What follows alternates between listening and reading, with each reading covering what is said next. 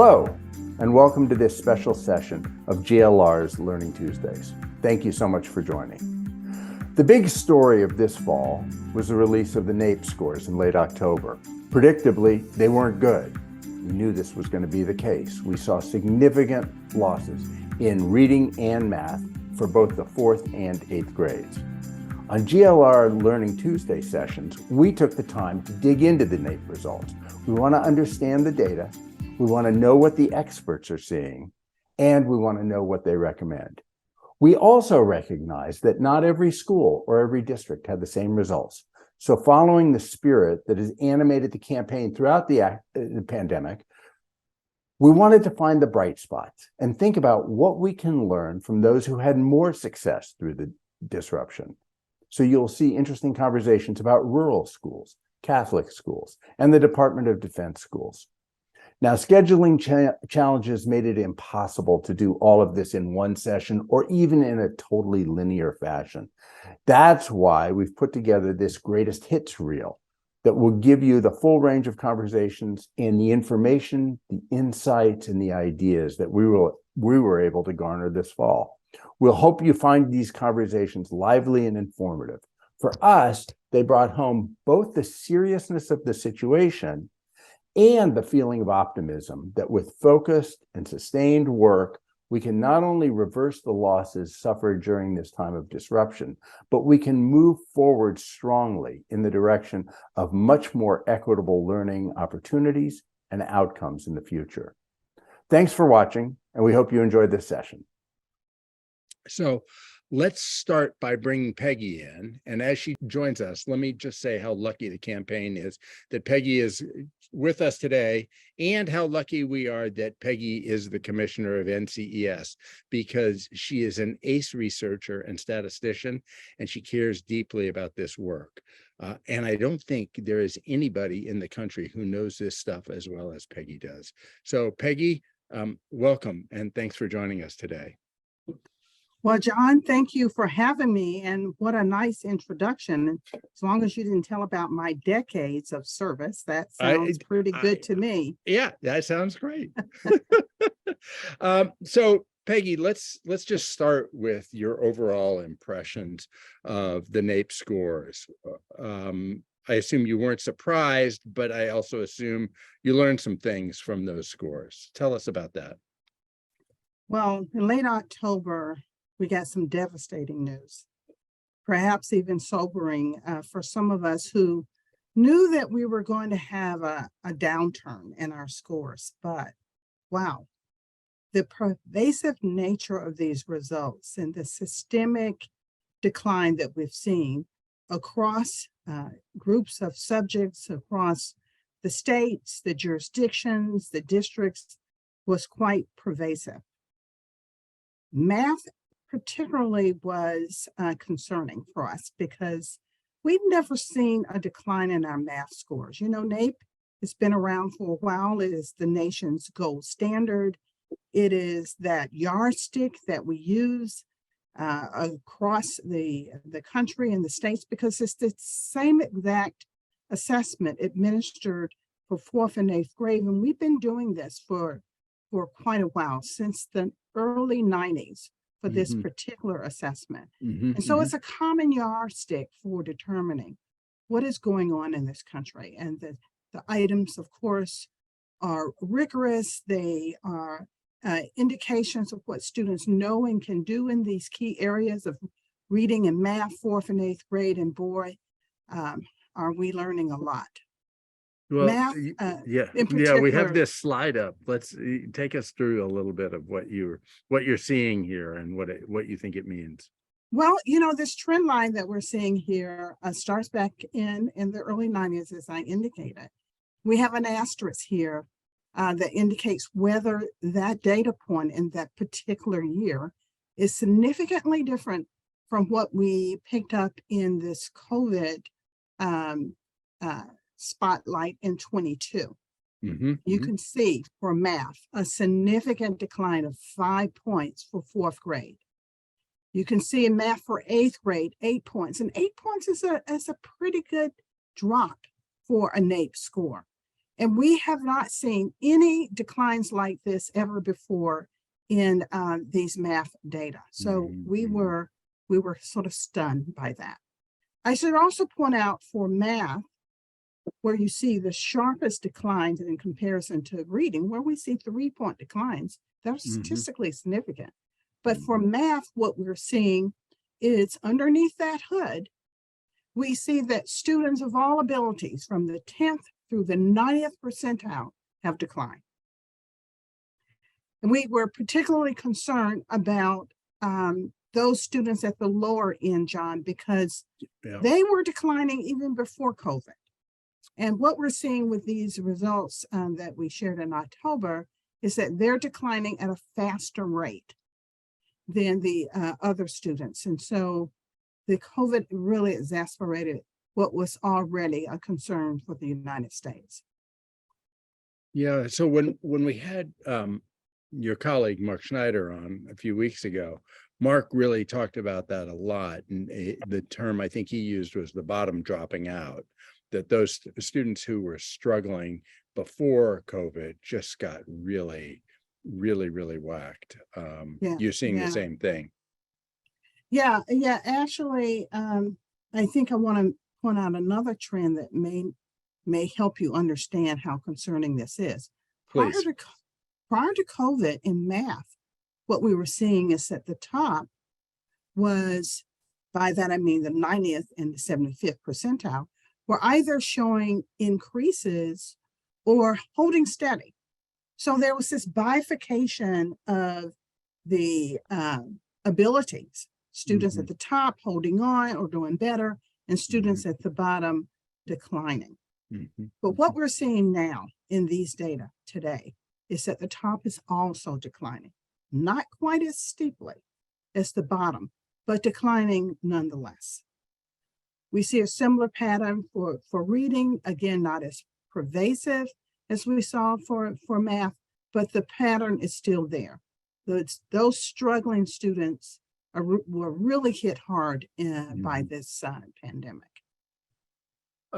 Some people have talked about the possibility that the decline in the math scores is even steeper because math is harder to do outside of a school setting. Or maybe that's the best way to say that. Is that what you're thinking also? Yeah, well, it's no secret. The literature is pretty strong in this regard that math is very sensitive to schooling.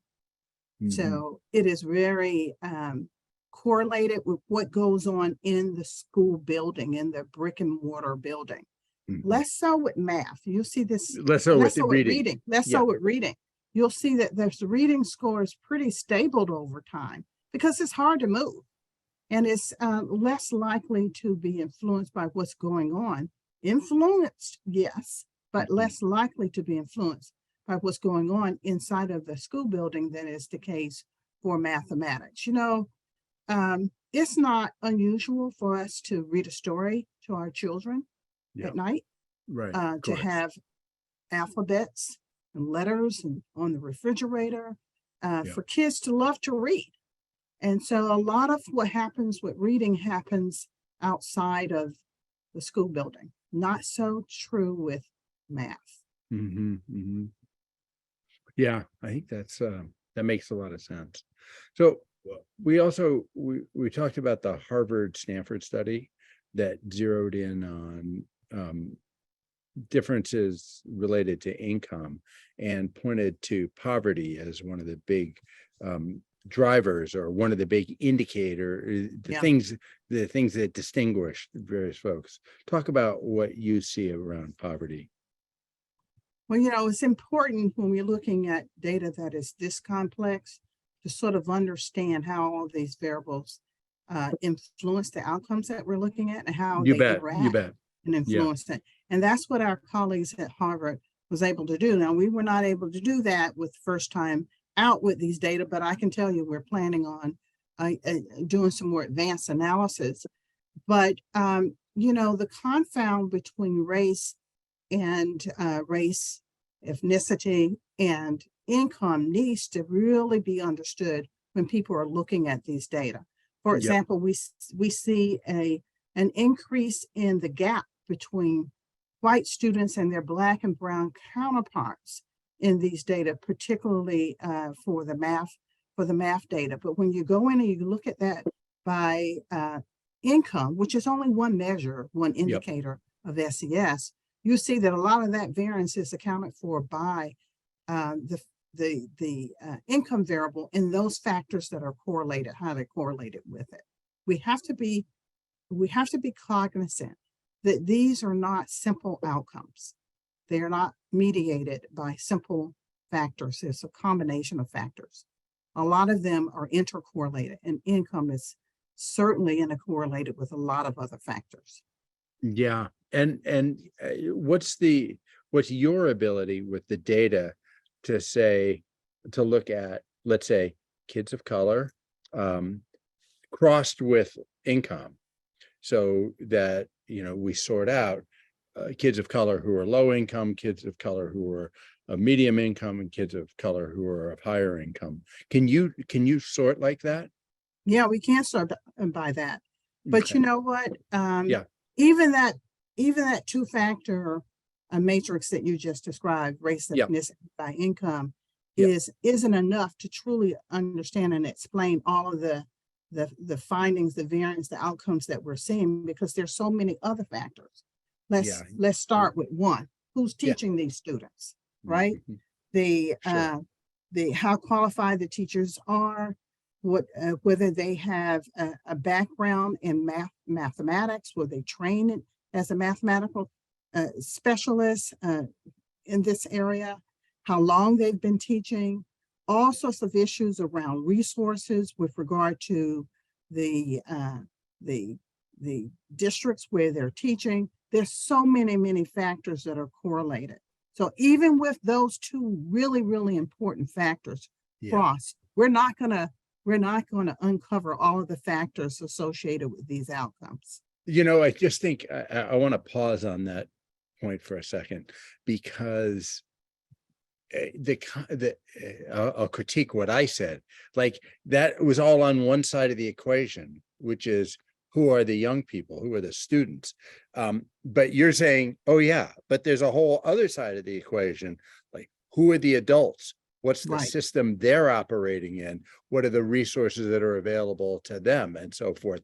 And when we do the demographic thing about who does how well, we can under index for this whole pillar about the adults and the systems. And I think that's really, really important. And then we know, of course, that there's some interaction between where there are resources and where there are well-trained adults and all of that with these other demographic factors. So I appreciate you complicating the equation that way, because that's exactly right. Look, people are talking about, it's even sort of in our tagline of accelerating equitable learning recovery, but I know that's not what you're thinking about. You're not thinking about, oh, can we just get back to where we were? Because that wasn't actually good enough. So how would you characterize where we were before the pandemic and where you want to go? Well, a lot of us will just say, many in our community, John, will say, let's get kids back on track. We need recovery. Well, recovery, if we go back to where we were, wasn't so good for many of us. As I indicated before, our struggling students were struggling long before the pandemic hit. And we were really, really concerned about them. And we have to look at all of those factors that were exacerbating this increase in the gap prior to COVID to really understand. And our friends over at Harvard, they have done really, really good work with identifying what factors have the strongest effects. But even then, we have to be very cautious about applying these scientific studies now, based upon what we know and all of the other factors that have been, really, really impacted. Mental health, for example. the Yeah. whole child. We've seen increases in bullying. Yep. We've seen increases in behavioral problems that students are exhibiting in the classroom. I think my colleague will say a little bit more about that Yep. with the Pulse survey, but Yep. we're picking that up with the NAEP data as well. We have information around technology, and Lord has, I can tell you, we have done a yeoman's job in getting technology out to students as a result of COVID. But you know what? The inequities are still there, and that's what these data show us. Even in that context, we still have a lot to do. So, Peggy, tell us what we can expect going forward. What's reasonable? Like, we're not going to fix this in a minute. If only we could, right? But we're not going to fix this in a minute. So where should we be focusing our attention? How fast are we going to start to see improvement? And given that we need a long-term commitment to make the kind of progress that we want, how do we talk about these results in a way that doesn't make people want to lie down on the couch and watch the World Cup and think about something else, but actually gets people to take this at the same time, to take it really seriously, but to feel like this is actionable. We can do stuff to fix this. How do we do all those things, and what's reasonable for us to expect going forward? Well, all of those are really good questions, John. Let me first say that everybody has a role. But one of the first things I think we need to do is to get parents and family and community on board and understanding this isn't going to just go away. This is a serious problem we have here that will impact students' outcomes, their lives for years to come. We have to get a handle on this, and it's going to take all of us doing it. You know, one of the things that I want to say is that there are some bright spots in this data. Yeah, they're small. Good. Yeah, they're small, but they're there. And there was a couple of jurisdictions, for example, that were able to beat, all odds. LA, for example, had a 9-point increase. We went in, John, and we tried to turn that number every which way is up to see if we can unpack it and determine, that maybe there's an error here, or maybe it's confounded with something else. There's nothing in the data to suggest it's other than what it is, growth for LA. The Dodge schools, Department of Defense schools, that's another sort of bright spot in these data. They've always done well. So I guess I wasn't so surprised that they were one of the few jurisdictions that was able to hold their own. And we also see some bright spots on the reading side.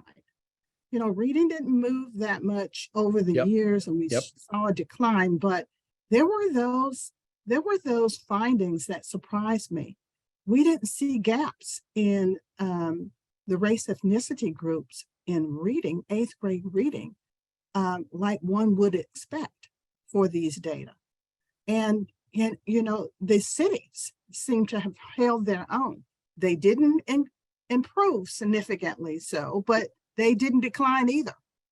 So there are some bright spots here. And I think one of the things we need to do moving forward is to unpack those bright spots. What was going on in these jurisdictions, in these cities? What was going on with reading that we were not able to achieve with mathematics? We've got to learn from what these data say, and not just these data. There are a lot of other data out there, formative data that our colleagues in other areas of assessment we're picking up that have a lot of information that we can use.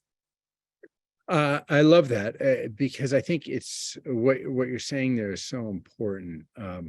If we just constantly say it's urgent and it's a disaster, but don't have the other hand of we can actually do something about this, people really, they get defeatist and fatalistic, and understandably so. So I think it's always important to match that sense of urgency with a sense of efficacy. Like, oh, this is not an unbendable problem. So I really appreciate what you were saying there. I'm really sensitive to your time situation, Peggy. I want to check with Sarah whether we have any questions for Peggy before we let you go on and to the rest of your day. We do have several questions for you, Peggy. We could keep you all day and make you tell ABC News to wait. No, but respectful of your time.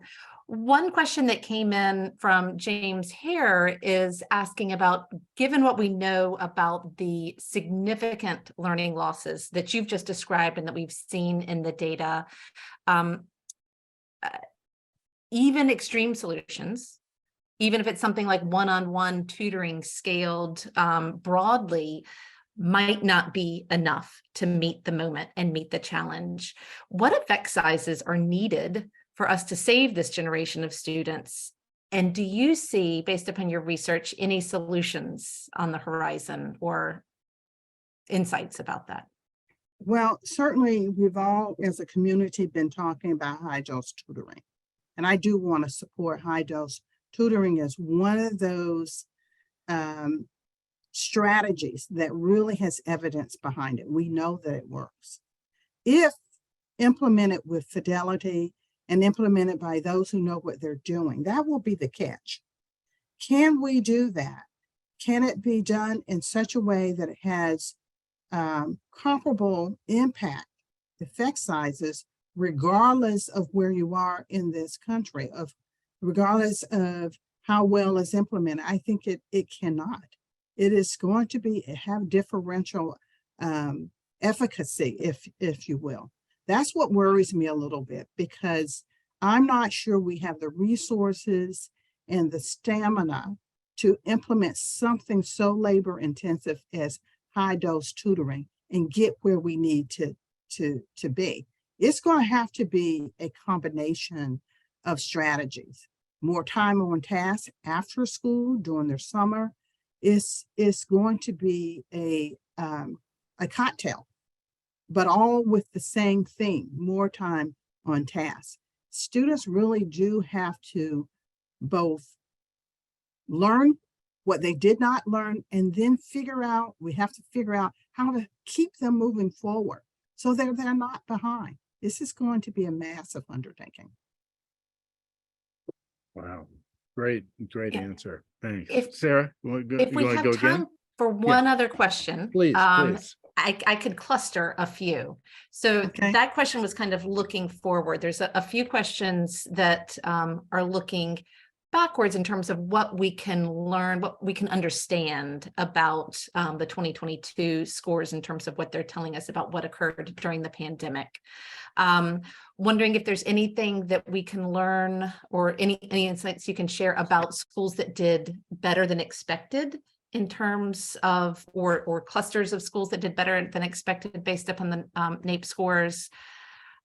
And one, if there's any insights about the impact of virtual learning, because some schools, like, we thought that was a big contributor, but we've seen some disparities in terms of children who stayed in virtual who continue to succeed.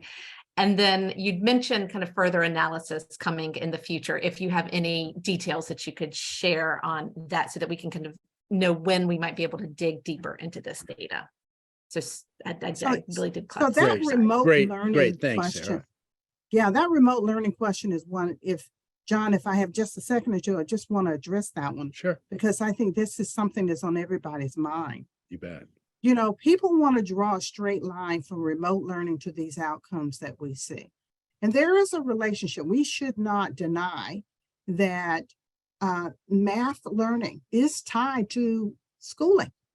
And this is sort of, I think exemplified by the stronger declines in math that we see here. So remote learning does have some impact, but not the straight line impact that I think people want it to give to it. What do I mean by that? There's so many other correlates. And there are different ways of thinking about one size does not fit all. What was actually happening in the schools? That was not normal either. And then there were different types of remote learning going on with different resources associated with it. So when you say remote learning, you're talking about a multifaceted concept.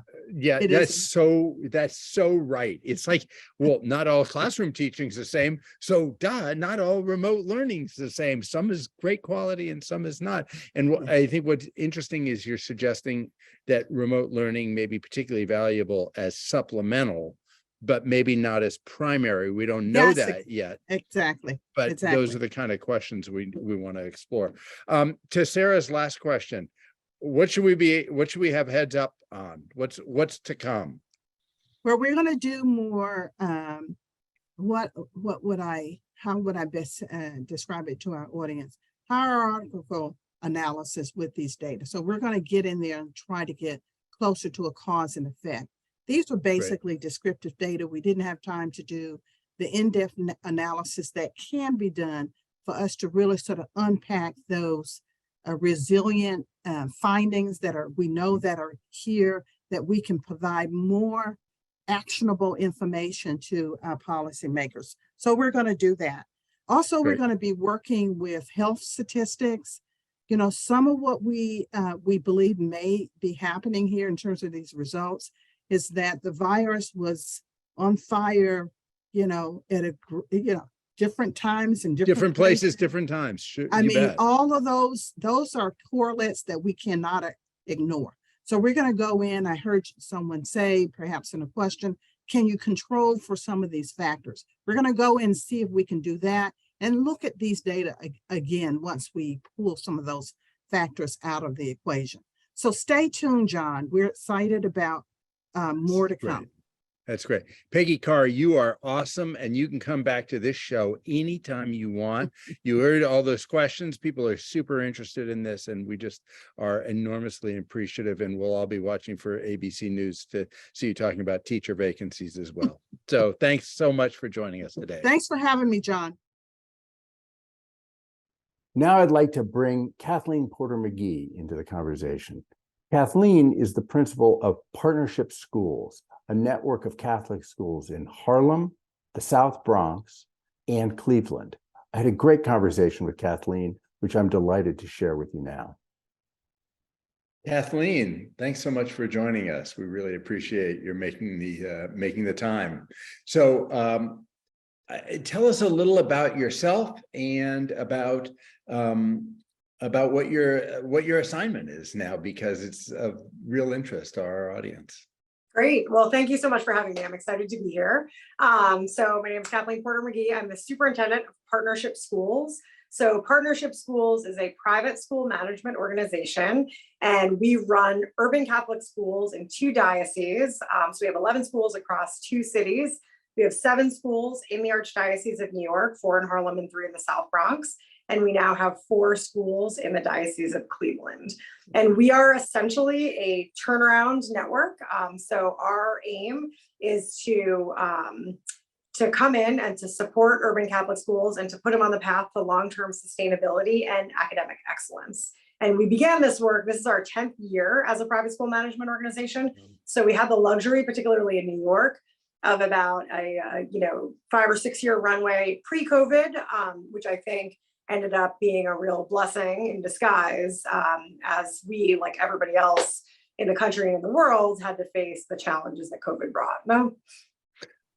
When are you saying as a management company, you focus on schools that need turning around, schools that we're struggling to start with? Is that right? That's exactly right. So when people, I think of Catholic schools these days, they often think of private schools as something more elite, but actually the vast majority of Catholic schools in the United States are parish-based Catholic schools that were created by communities for communities. And historically, a significant subset of those were urban Catholic schools that have historically served under-resourced communities, immigrant communities for really generations. Our oldest school, for example, was founded, I think, in 1864. So wow. We even joked that this wasn't even our first pandemic. So what we do, what has happened with urban Catholic schools over the past couple of decades is they've really struggled, particularly financially, as their communities have grown increasingly economically disadvantaged. And as the financial model, the schools themselves, with the decline of religious instructors, nuns and priests, have been replaced by lay teachers and leaders. The financial model has gotten strained. Schools have struggled quite a bit. And we've seen just hundreds and hundreds of urban Catholic schools close. And I think urban Catholic schools are one of the most undervalued assets in our K-12 landscape. And so as a network, what we are charged with doing is going into struggling urban Catholic schools and really turning them around, again, putting them on the path, both to financial sustainability, but also turning around their academics and putting them on the path to academic excellence. And what's the core? This is useful because we're going to hear about the runway before COVID and then what you did during COVID. What's your secret sauce, or what are the elements that you're bringing to bear in this turnaround, particularly on the academic side? Sure. So when we first, I think there's a couple of things that are core. One, our schools are community institutions first and foremost. And one of the things we were really grateful for during the COVID era was that because we were community institutions, because we had teachers and leaders who had deep ties to their communities and deep roots in their communities, they had built just stores of trust with parents, with teachers. And it turned out that social capital that had been built in communities paid dividends in a crisis. So I'll come back to that in a second. Academically, what we did as a turnaround network was actually come in to provide some very specific and strategic vision when it comes to curriculum and instruction when we began our work 9 years ago. So one of the things we said is we don't want to break anything that is fundamentally working, because we do think that there's a lot about urban Catholic schools that really does work for students and for communities, but we also knew they were underperforming. And so we came in with a very clear vision for what great instruction looks like, with a very clear vision for support, for how you can support teachers to, give them additional tools in their toolkit to meet kids where they are and get them where they need to be. But then we also adopted very intentionally network-wide curricula in 4 content areas. And that, I think, has been core to our model, and it's actually something that continued to sustain us throughout the past several years. That's really interesting. Now, we're talking K to 12, is that right? So the schools that I run are pre-K through 8. Oh, there pre-K are through also 8. urban Catholic high schools and Okay. Catholic high schools more broadly, but those in the partnership network are pre-K through 8. Talk for a second about we're the campaign for grade level reading. Talk a little bit about what you've done in early grades around literacy development. Yes.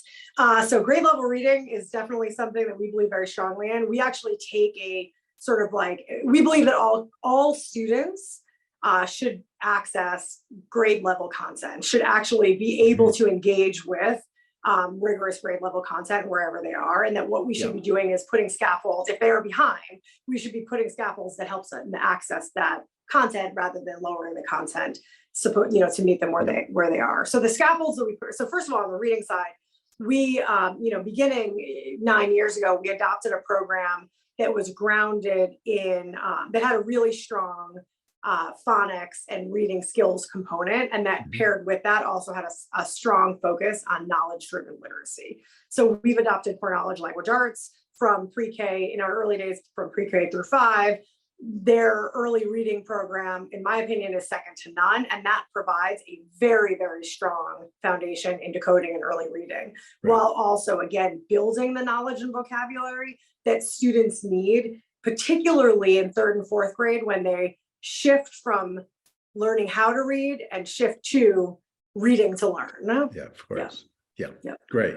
Great. All right. So I want to keep this thing going on the academic side, but what you mentioned about trust was also so important. So, all right, we get to March 2020 and we get ourselves into the kind of situation that we hadn't seen for 100 years. Big challenges for schools. And I know that Catholic schools, at least a lot of Catholic schools, approach this somewhat differently than public schools did. I want to hear about what that is. I want to hear about what you think the circumstances were that made that possible and made that successful to the extent it was successful. And recognizing the differences between conventional public schools and Catholic schools, what is it that everybody can learn from your experience that might be applicable in public schools? Sure. I mean, I want to approach this conversation with like deep humility, because I think for anybody that was leading, schools or networks or districts in March 2020, we jumped into the unknown. And so now we have the benefit of hindsight and we can feel good about the choices we made. But everybody in every sector in March 2020 was taking a leap of faith, and they were doing the best they could to make right by the communities they serve. I for sure want to approach this with very strong humility. So March 2020 was a tough month, and running schools in Harlem and the South Bronx, like the Bronx at the time, as I'm sure you remember, was sort of like the global epicenter. Yes.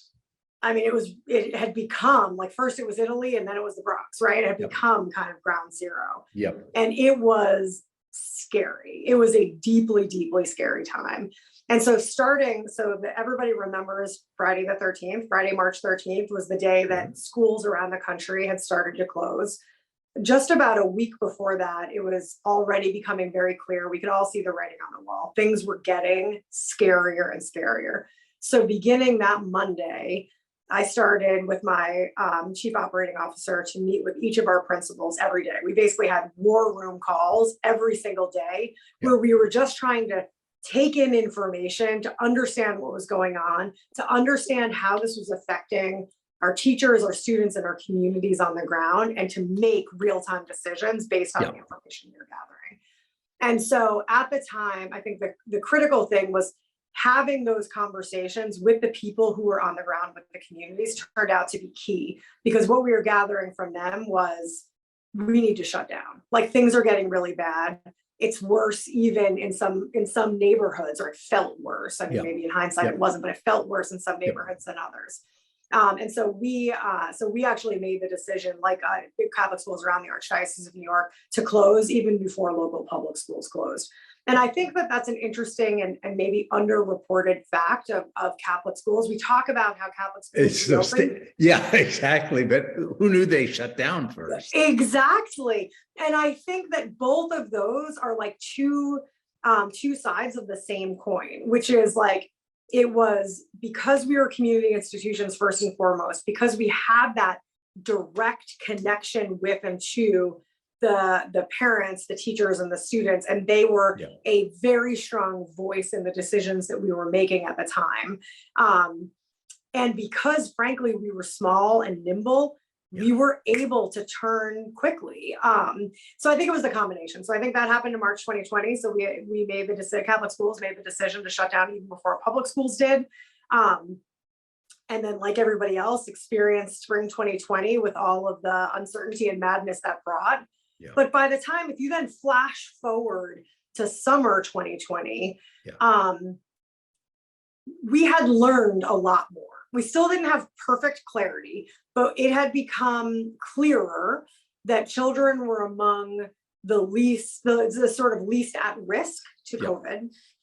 We also had learned something about how to stop so-called super spreader events. We had learned some things about mitigation.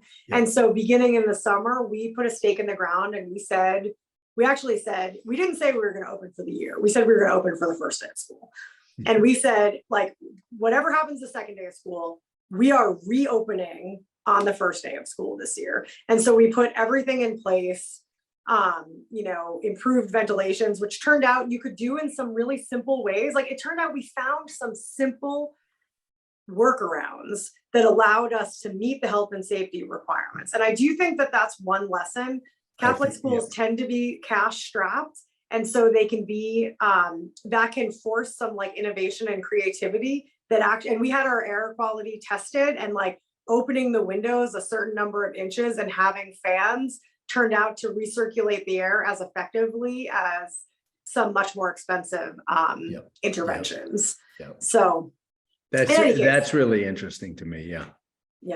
Keep going. Yeah. And so, so we put those structures in place. We gathered all of the info. Still, this whole time, we're trying to drink from a fire hose. We're trying to gather as much information as we can from the American Academy of Pediatrics, the CDC, from other people. I mean, there were daycares that had been open, daycares that served essential workers. We were talking to those, educators and leaders, just learning what they knew. So we put together a reopening plan. But I think the key piece was making the decision and just saying, we are doing this. We didn't ask the question, we asked the question at some point, should we do it? There was a point where we put a stake in the ground and then we aligned everything around making that happen. So that was one thing. I think a second thing is that we didn't try to look too far into the future. Like if spring 2020 had taught us anything, is that the future was very uncertain at that time. And so again, we were just putting one foot in front of the other and doing the best that we could. So again, opening up on the first day, even if we had to close on the second day. And we opened on the first day and it went fine. We were like, all right, well, we'll come back tomorrow. And we kept doing that. And suddenly days turned into weeks and weeks turned into months. And before you knew it, we had been through the entire first school year. We had some quarantines and shutdowns here and there, but largely had maintained in-person learning for almost the full year. It's really impressive. And do you think that do you attribute the success, quote unquote, that you had during the pandemic to in-person learning entirely, or you think there's other things going on at the same time? I think it was a huge part. I don't think it was the only part. I think that the instructional decisions that we had in place before COVID sustained us through COVID. I think that having a network-wide curriculum, having a clear network-wide instructional model actually shored up the foundation and supported our teachers in ways we could never have predicted before. So for instance, in that spring 2020, when everybody was sent off into remote learning with no experience in remote learning at all, because we had a common curriculum, because we had a common pacing guide, we at the network level could dive in to support individual teachers in a way that we would never have been able to if we hadn't made those decisions to share a common curriculum. So I think those decisions that we had in place turned out to be critical when we were in the throes of the remote learning in the spring. Same thing in the fall, when everybody came back together, because we had the common curriculum, we did our hybrid learning. So what we did in fall 2020 was we opened for 5-day-a-week in-person instruction, but we offered families a choice. So they could choose to come in or they could choose to remain in remote learning, because we still had people who were vulnerable for a variety of different reasons. Of course. But we made the conscious decision to not live stream classes. So we essentially created a separate kind of remote learning model. And we were able to do that. And again, because we had a common shared curriculum. So we created, so essentially for the students that were at home, they had meetings with teachers every day, and then they had offline modules. So we now have instructional videos for every single one of our lessons. So it was like parallel. Yes. Wow, that's really. And then they would come back in, so they would have these offline learning modules that we created, and then they would come in and meet with their teachers or Zoom with their teachers for small group instruction. And I think that allowed us to do two things. One, for all of the students who were in person, they had the benefit of full-time in-person learning. But for the students who were vulnerable or whose families were vulnerable and were forced to stay in remote learning, their instruction looked much more like small group instruction and one-on-one tutoring, which allowed them to continue to grow and thrive. So I think the biggest lesson learned for us is we've always been strong supporters in curriculum to drive results. And I think if the pandemic did anything, it caused us to redouble our focus on having a shared common curriculum and a common vision, because it allowed us to just extend our support in ways we would never have been able to do otherwise. Yeah, that's really interesting. I want to wrap up, but I want to come back to the thing you mentioned earlier about trust. You talked about it a couple of times through this conversation about the community, about the connection, and all of that. And we know that the societies that did better during COVID are high trust societies, and it seems like you have maybe a microcosm of a high trust society.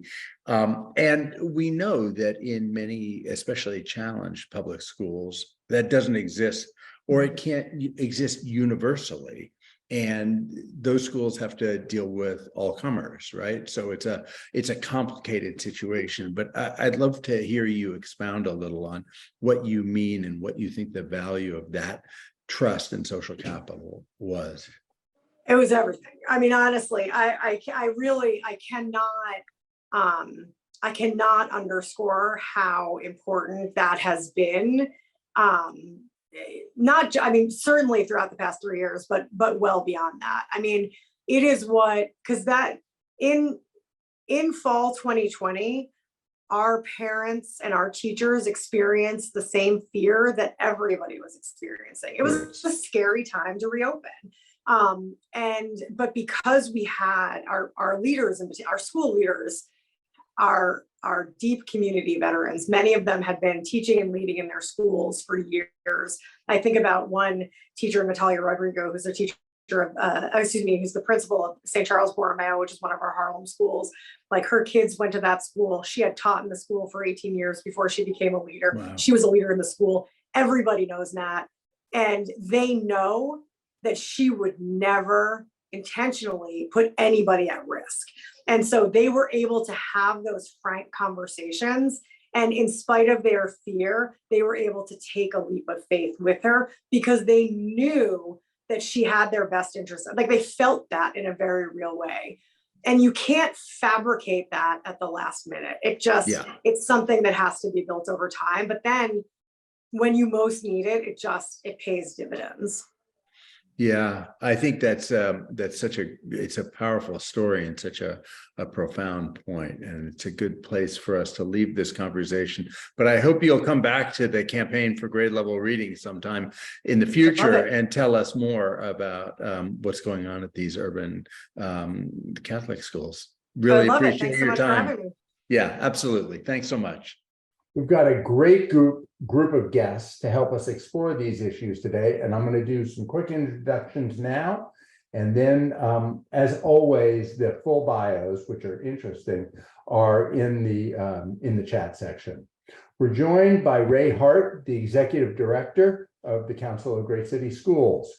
Christy Wolfe is with us from the Alliance for Charter Schools, where she is the Senior Vice President for Policy, Research, and Planning. We have two guests from the National Rural Education Association. First is Tim Taylor from California, where he leads the Small School Districts Association of California. And Tim is joined by Heather Zellers, who chairs the National Rural Education Association's advocacy wing. And Heather works for the Rural School Association in New York. Somehow we managed to have people representing the rural world from California and New York today, but I've talked to them and they're for real. Finally, we're really fortunate to be joined today by Beth Narvaez, who is the Chief Academic Officer for the Department of Defense Education Activity. This is a return engagement for Beth, who was involved with the campaign back when she was the superintendent of schools in Hartford, Connecticut. So welcome back, Beth, and welcome to all of our guests. And with that, let's start with Ray. Ray, can you join us on screen and audio and everything now? Good afternoon. I am joining you. Fantastic. Welcome. Thanks so much. Thanks for joining us. First off, tell us a little bit about the Council for Great City Schools. So first, the Council of Great City Schools represents 78 of the largest urban school districts in the country. So happy to join you on their behalf. We work with those school districts throughout the year. As a matter of fact, I'm currently in New Orleans at a conference of our chief operations officers, our school safety officers, facilities, et cetera. So we provide supports to our school districts in any number of ways, including academics. So happy to join you. Fantastic. So, Ray, I did a little research on you, of course, because that's my job. And you come from an interesting combination of sort of an engineering and evaluation background, right? So I'm curious how your analytical mind thought about the NAEP results. What stood out for you? Well, first of all, thank you. Yes, obviously data analysis and analyzing standardized assessment scores has been the bulk of my career. And so really looking at the NAEP results, obviously the nation was surprised at the impact that the pandemic had. But one of the things I'll stress is that for us, it was a clear indication of here's the impact of the pandemic. It was wide ranging. It covered all school types. It covered all types of students, both by race and other demographic factors. So it was really the impact of the pandemic. One of the things that we noted was that for our large urban districts, the majority of them, particularly in reading, actually held constant between 2019 and 2022. So their scores didn't change significantly between those two time periods. Obviously in mathematics for both our large cities and the nations, there were significant declines across the board. So there's work to be done there. But I think it speaks to a couple of things. The first of which is the fact that the interventions and the things that districts are beginning to put in place coming out of the pandemic, hopefully we're at an endemic state, but coming out of the pandemic, in addition to that, the support that parents, families, community members provided to students throughout the pandemic really should be lauded. Students didn't change as dramatically as we would have expected in reading, which in our large city school districts, matter of fact, in 8th grade reading, were not significantly different. And so again, I think that is a tribute, but for the country and for our large city districts, we weren't where we needed to be pre-pandemic in terms of our students and where they needed to be. So for us, really addressing the unfinished learning that kids might experience both during the pandemic and post is really paramount. We actually wrote a document about it on our website, and it is addressing unfinished learning after COVID school closures. One of the things that we noticed, if you look at the NAEP results, we looked at some of the items from NAEP and how students responded. And you can clearly see that students who may have been typing responses, much shorter responses in their interactions with teachers via the internet, or students who are accustomed to texting and writing shorter responses. On a number of the reading responses, we noticed much shorter responses for students in our districts. And so really helping students understand the breadth of writing that's required when they're responding to items, when they're thinking through responses, really understanding the nuance of those responses, we think is critical. So writing across subject areas, we noticed the same in mathematics, and we've noticed the same in state test scores in science and social studies. So really addressing some of those unfinished learning things that kids might have is important. Interesting. When Mark Schneider was on with us last week, one of the things that Mark pointed to, and I'm curious whether you saw the same thing, is that really when you get into the NAEP results more deeply, what you see is that the bottom dropped out. Not, for many kids, there's been a mild impact, which my view is, look, that was an enormous disruption and a horrible thing that happened to our country. I think we're sort of suppressing that memory. And now we're focusing on, for a lot of kids, it was a setback, but a comparatively mild setback compared to lots of other things that happened. But for the kids who are struggling going into the pandemic and who live in circumstances that make it more challenging to focus, to concentrate on learning, the bottom really dropped out. Have you seen a similar do you have a similar understanding of what happened? Yeah, I think it varied.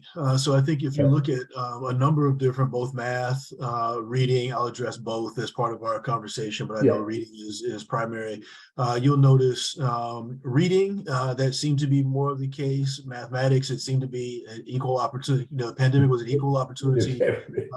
It addressed equal opportunity disaster. Okay. It was an equal opportunity disaster. I think for our districts as well, and you have to note, a number of our school systems, our large urban school systems, are accustomed to working with students who have had interrupted formal education. We actually call them SLIFE students, who may come over from other countries, who've had their formal educations interrupted, et cetera. So I really think our students, and it showed also in the reading scores, particularly in terms of the amount of what I call educational torque that we're able to provide, and really moving students who have traditionally had marginalized experiences in this country. Our districts have shown a propensity to be able to support those students in ways that I think other districts is going to be new to them to have to provide those supports, but we've done it pretty extensively. And so it's really providing those same lessons that we've learned in other areas to all of our students, and really helping ensure we move the needle over the next few years in addressing some of the unfinished learning they've experienced. Ray, I mean, you alluded to this briefly before, but let me go into it. Some seeds of hope that you saw in the results. I mean, you mentioned reading not as bad as you expected, and so talk to us a little bit about some bright spots. So I think there's that. I think there's also in looking at some of the items, and I'll use math as an example, but I see it in some of the reading items as well. One of the examples that Peggy Carr used when she was addressing the nation and talking about items and where kids performed and how they performed slightly lower this year than they have in years past. She used an item that talked about, it was a written item, so there was text in mathematics for students to decipher. And the text said, we want you to take 4 away from M. And what we looked at when we looked at the responses to that item is the correct answer is M minus 4, which is 4 away from M, which is a language issue. But what we found was that a number of our students put 4 minus M instead of M minus 4. And what that indicated to me was that the kids didn't need to go back and learn subtraction. They didn't need to go back and try to figure out, how do I do subtraction? They understood the subtraction. What they didn't understand was some of the language and some of the academic language necessary for understanding conceptually what the problem was asking. And so I say that to say some of the bright spots were not only just the reading outcomes not being as dramatic, but still we weren't where we wanted to be to begin with, but also addressing the fact that unfinished learning is very different from having to go back and remediate. And so during the learning process that we did via Zoom, much like we're in now, kids may have missed some of the nuance of understanding I take 4 away from M rather than, which is M minus 4, rather than 4 minus M, and it's reteaching some of that nuance that's critical. But it's not that we have a vast chasm to make up, it's more kind of specific misunderstandings.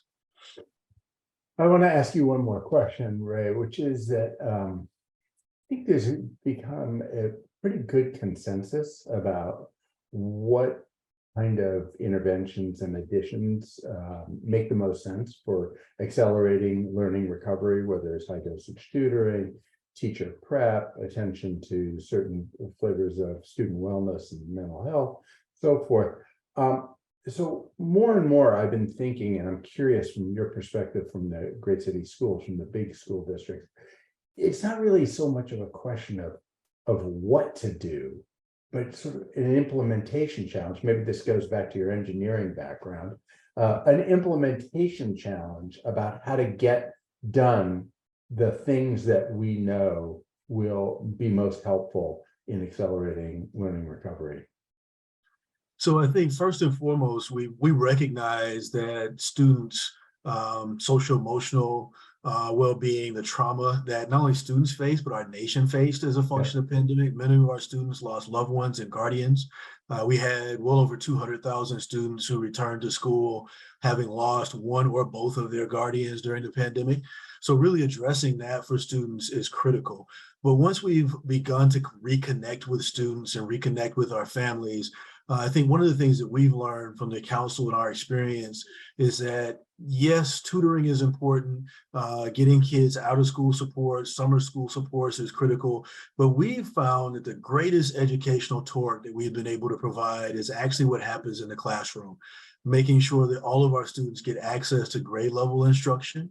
And then by providing for them, again, I talked about those misconceptions, providing for them the scaffolding needed to fill in the gaps when they haven't had prior educational experiences that help them galvanize the understanding they need for grade level instruction. So for us, it's really doubling down on providing teachers the supports that they need to provide really rich instruction in the classroom. And research tells us that it's what happens between the teachers and the students in the classroom that produces the greatest amount of torque in educational outcomes for kids. And so that's, for us, that's a focus. And it's one of the things that we discussed in the document I mentioned earlier. Great. Thanks so much. We'll be back to you in just a few minutes. Thank you. Christy, can you join us and turn on your camera? There you are. Thanks for joining.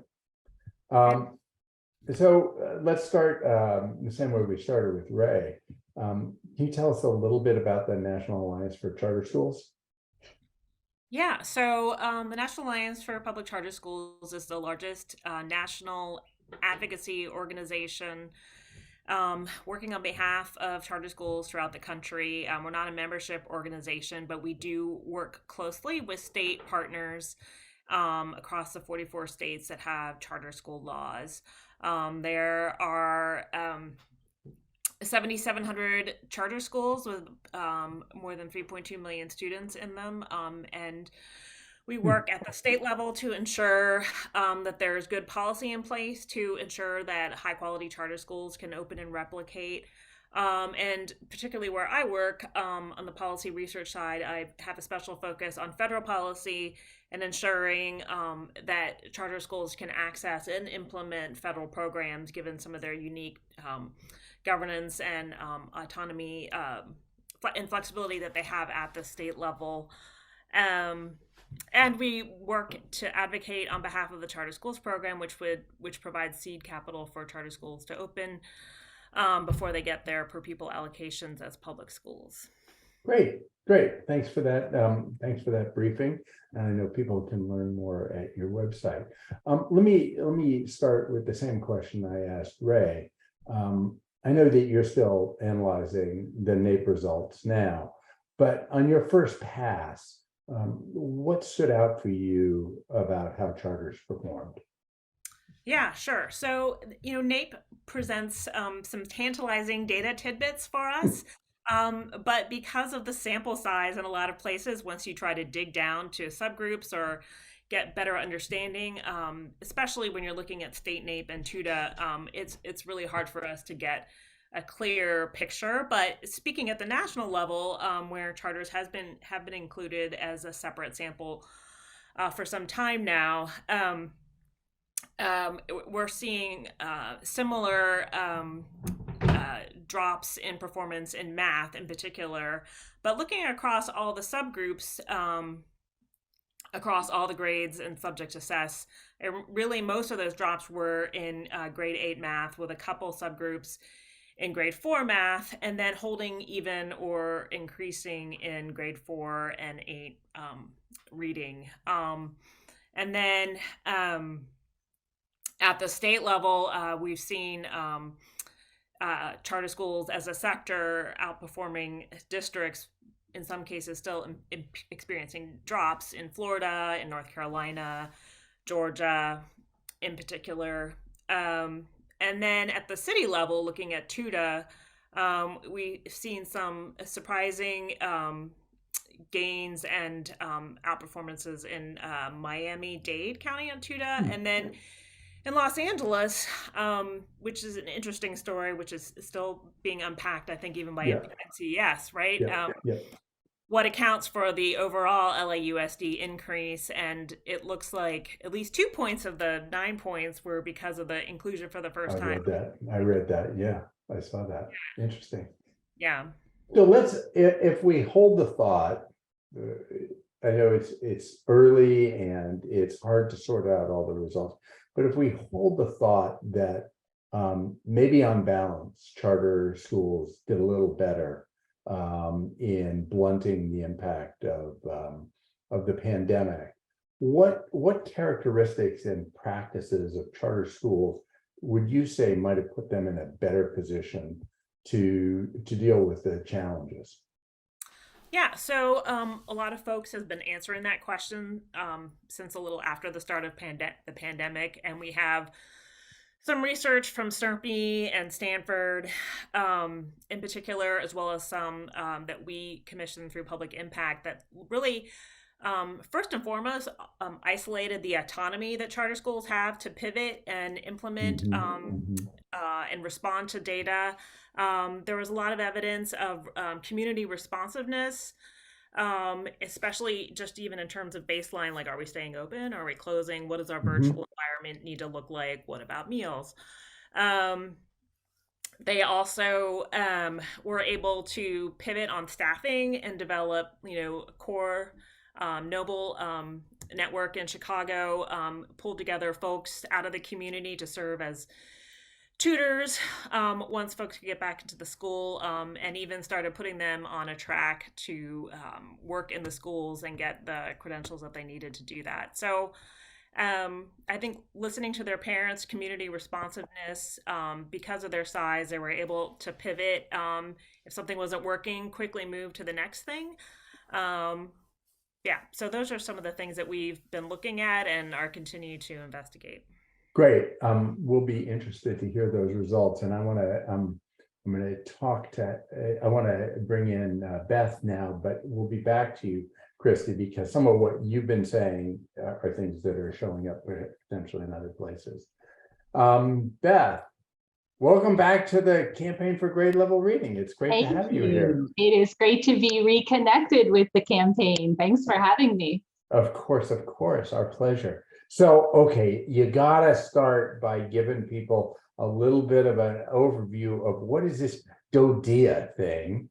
What do we mean by Defense Department schools? There are probably some people who are watching who totally get it, but there are a lot, I'm guessing, who need a little primer. Of course, happy to share. So DODEA stands for the Department of Defense Education Activity, and we are one of two federal school systems. It's us and then the Bureau of Indian Education. And we are 160 schools that are located on military installations in 11 countries, 7 states and 2 U.S. territories in 3 different regions around the world, in the Americas, in Europe, and the Pacific. We operate as an SEA because we serve 8 different school districts across those regions, and again, are blessed to have incredible support from the Department of Defense leadership. Fantastic. That was a good, and I'm gonna guess you're gonna get a few questions about some specifics there.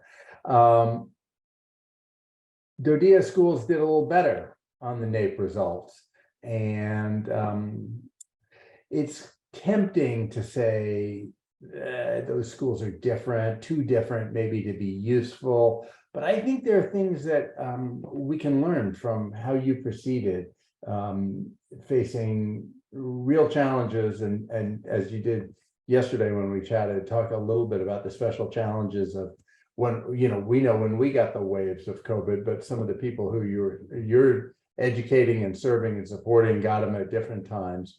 Tell us what you think are the conditions and approaches that made better performance possible and what we might learn from that. Yeah, thank you for asking that question. And the NAEP data really has helped us to reflect on that. And I really appreciate the conversation today about bright spots and the opportunity to kind of do a success analysis, right? Because we know it's not enough to know about a success or a best practice and then just say scale it up. It's really important to understand the conditions that contributed to that success. So, you're right, John, in that we are so proud of our students and our teachers and our administrators, our families, and again, our community, our military leaders who give us such incredible support, as I noted, because our NAEP story was a counter narrative to the national headlines. And again, also really appreciate your title here today, Beyond the Headlines. our students, the DODEA, we're considered the 52nd jurisdiction. So the 50 states, DC, and then DODEA. And DODEA was the top performer in the NAEP. Our scores were 15 to 23 points higher than the national average, and our students maintained their pre-pandemic performance in all of the areas and actually saw a gain in 8th grade reading, the only jurisdiction to show a gain. And so again, it's given us an opportunity to say, well, what contributed to that success? And I would say it is two major pieces. So we have had now for the past 7 years the same focus on college and career ready standards. And we have been able to be relentless in that focus, right? But it's not only about raising standards. In addition to that, we made sure to provide high quality instructional resources in the hands of teachers in every grade level, in every subject area across those 7 years. But we were asking teachers as well as students to do things differently. So part of that system was also making sure we provided high quality professional learning to teachers. And we not only invested in the development of teachers, but we also invested in leadership development as well. So our leaders could support teachers in making those instructional shifts. And we have such support from our leadership at the Pentagon that we were able to provide, again, that sustained focus on what matters most to improve teaching and learning across the entire 7 years. So also we've had stability in our leadership at DODEA, and that relentless focus, I think, really contributed to our success and the ability to focus on those things. The second thing I would say is that we have some different conditions serving military connected students, and also a two-pronged mission, right? Certainly our mission is to educate the 70,000 students that are in our 160 schools, but we have a real mission to support military readiness. And so the support we get from the leaders on military installations is really second to none. And it helped us not only stay the course on our 7-year CCRS journey, but it helped us tremendously during COVID and during the pandemic. We had enough support to, and again, the requirement to be in person when the conditions made it possible, again, because of our commitment to military readiness. But we couldn't do that without the partnership of our military leaders, the medical facilities that were there, the public health that's on the military installation. It helped us to provide that continuity of education during COVID. And the other thing we say is that our families have kind of built-in wraparound supports, right? They receive, they all have jobs. There's a strong commitment and culture of achievement and education.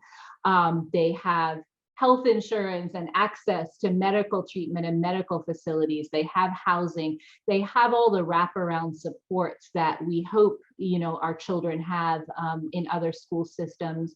And we attribute those conditions to our success, and again, the ability to help us focus on what matters most to improve teaching and learning. Great. Wow. That was a super good briefing, and it triggers lots of questions, and I bet people have lots of questions and comments about that. So thanks so much, Beth, for that.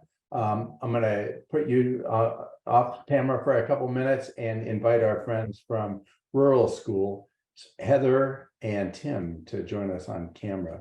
And I'm going to call out something we all learned yesterday, which is that Heather is a product of those DODEA schools. So when she says brilliant things in a second, you're going to know that where she was so well educated.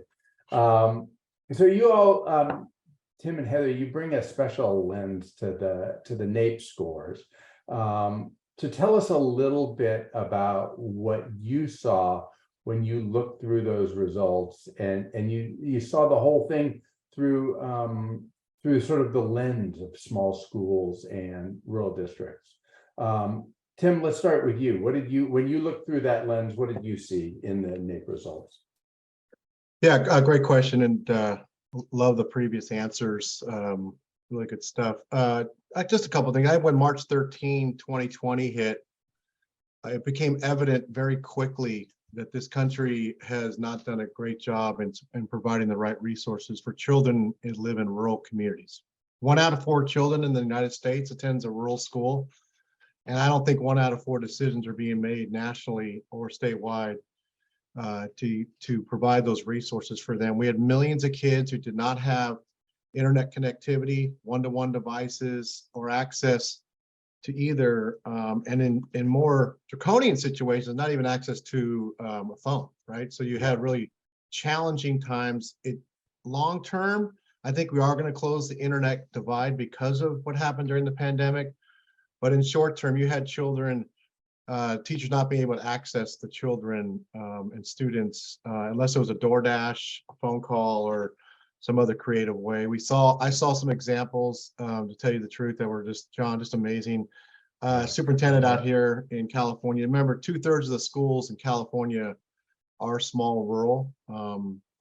And we had people set up in barns, hot spots, so children could walk to a barn, and we weren't following all the protocols of COVID, but that's the only way they could access internet. Or, you saw a famous picture in Salinas where the children didn't have internet, and a migrant farmer went over to the Taco Bell and stood outside to steal theirs. So when the test scores came out, we were not surprised. Our members, I would say nationally, were not focused in on national test scores. They were focused more on getting the children I would say, back to safety, dealing with boards. I was thinking of our previous speaker. School boards were inundated with the mask and vaccination. They were not focused on student achievement. There was a lot of hot meetings. And so the focus I would say for the first 3 months for sure, and probably half of the second year, was safety of the children, safety of staff, and not attention to detail to reading and math.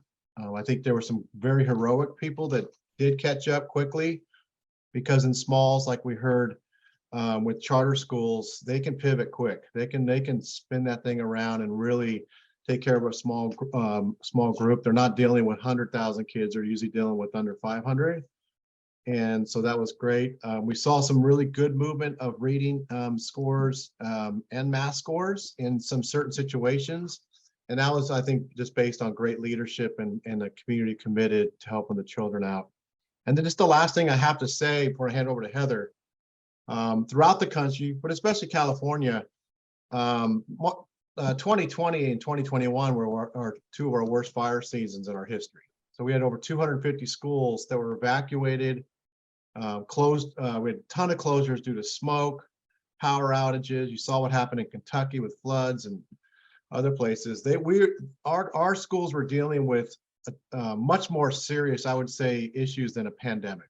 When you lose a town and a school, and teachers don't have a house to teach in or to live in while they teach, that adds to that mental health that we talked about, and a lack of focus on academics at that point, and really focusing in on the mental well-being of the kids, the staff, and the community. And that was no joke that we saw out here in the West Coast and throughout the country with all the terrible natural disasters. So those were our big things. Our first response was no surprise. And tell you the truth, a lot of school boards are not going to, they're going to focus now on that, but that was not a surprise for them to see their NAEP scores and state scores go down. Yeah, interesting. Can you, just for people who don't know right off the top, what qualifies as a rural? When you say 1 in 4 kids in America are in a rural school or rural school district, what definition of rural do you use? Yeah, I'll probably hand over to Heather. She's a lot smarter than I am. There's 15 definitions at the federal level, so pick your poison, right? Heather, that's a good transition to you, because I know we've had this discussion. We're trying to get better definitions. We just got a great definition of a frontier school in California.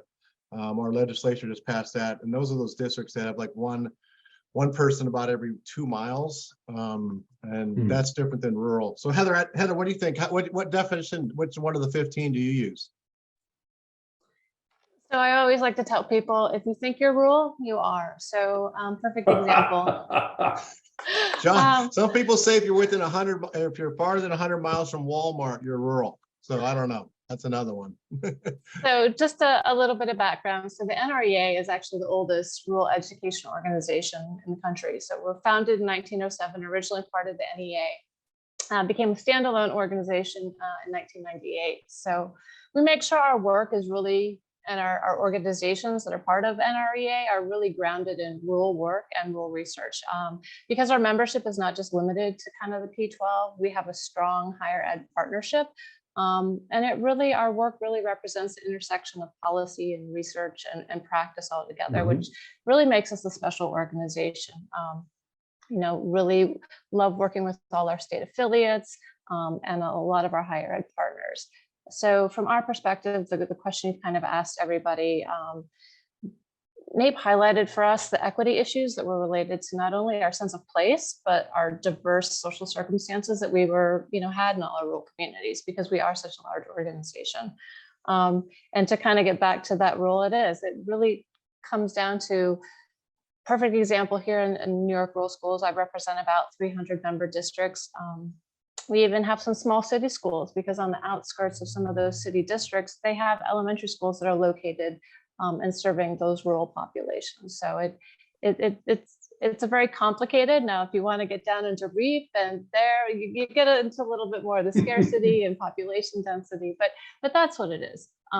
You know, for rural people, it's always about a sense of place, a sense of community. So that's kind of how we define ourselves. So to the extent, Heather, that you saw some rural communities actually do a little better than one would expect, what do you think was going on in those places that allowed them to respond more effectively, perhaps than other places did, to the challenges related to the pandemic? Right. So much like, you know, our military bases were kind of dealing with these rolling closures, and the way things look different from country to state to region. We had the same issue with national role. You know, the way each state kind of handled the COVID challenge. And we had some rural districts that they're so isolated, they're so rural and remote that they weren't really affected by the COVID pandemic. So they were so insulated. So they were able to stay in person, to stay in their school building, as long as they kept people out of their communities. You know, I live in obviously upstate New York, not in the city. And as people were fleeing the city, it was a big problem up here. People coming up into the Adirondacks, moving up into the Finger Lakes, and bringing things with them. So it's a little bit different. But I think the people that were able to really kind of weather the storm a little bit better were the ones that, like I had mentioned before, Ryan Cantrell from Idaho had said that, you know, larger school districts are kind of like tankers. It takes them a while to kind of navigate through water, you know, to make a turn, whereas smaller rural districts can be much like a speedboat. Like if you need to have a course correction, it can happen a little bit quicker.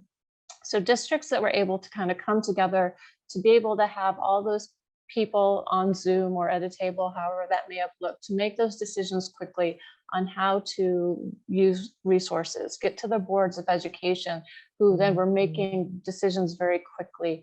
That's where you saw some progress. So, you know, especially as the federal government started to roll out some of those rescue dollars, and districts were able to, you know, I'll speak to a couple of New York districts in particular that were able to hire instructional coaches. Okay, we know we need to kind of hammer down on how are we going to provide reading instruction online. How is that going to look? So those are the districts that were able to kind of be successful. And then the question for us then becomes is how are we going to sustain that moving forward? You know, we may not have seen tremendous gain, but we did not see tremendous loss. And for those people that were able to implement and utilize those plans, you saw tremendous gain moving from those June 2020 district-wide kind of assessments to what that looked like, you know, coming back in the fall of 2022. So, Great. Tim, you want to add anything to Heather, what Heather just said about some success stories?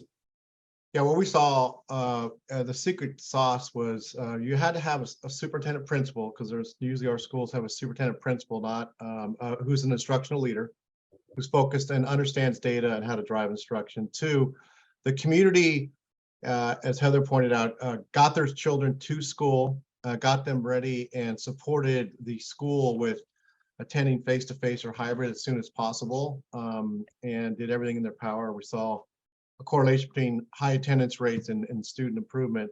And then I think the third, having civil board meetings that did not stray away from all the other things going on in the country, that these boards stepped up and said, look, we're here for the kids. We're not going to talk about all the politics in Sacramento or DC. And that seemed to work. It starts with good instructional leaders, though, whether it's a principal, the lead teacher or superintendent. There's a direct correlation between that and how well they did with their test scores. Great. Thanks to everybody. I want to invite everybody to turn on their cameras and come off mute, and we'll do the whole Hollywood Squares thing here. We'll get our bingo cards going. And while we do that, while people rejoin, also a quick reminder to everybody who's watching to put your questions in the question and answer box, and we'll try to get to all of them. Becky Miles-Polka is watching them and is going to pull them and push them to me, so I ask the right questions, or we're going to just get Becky on screen. She's going to ask the questions. But before we get to that, I'm interested. You've all heard each other, and now I want to do a little pattern recognition here. And remember, this is what this is about for us. Our network is largely made up of community organizations and community coalitions that are focused on early school success. And each of them is trying to figure out what's the best strategy, what are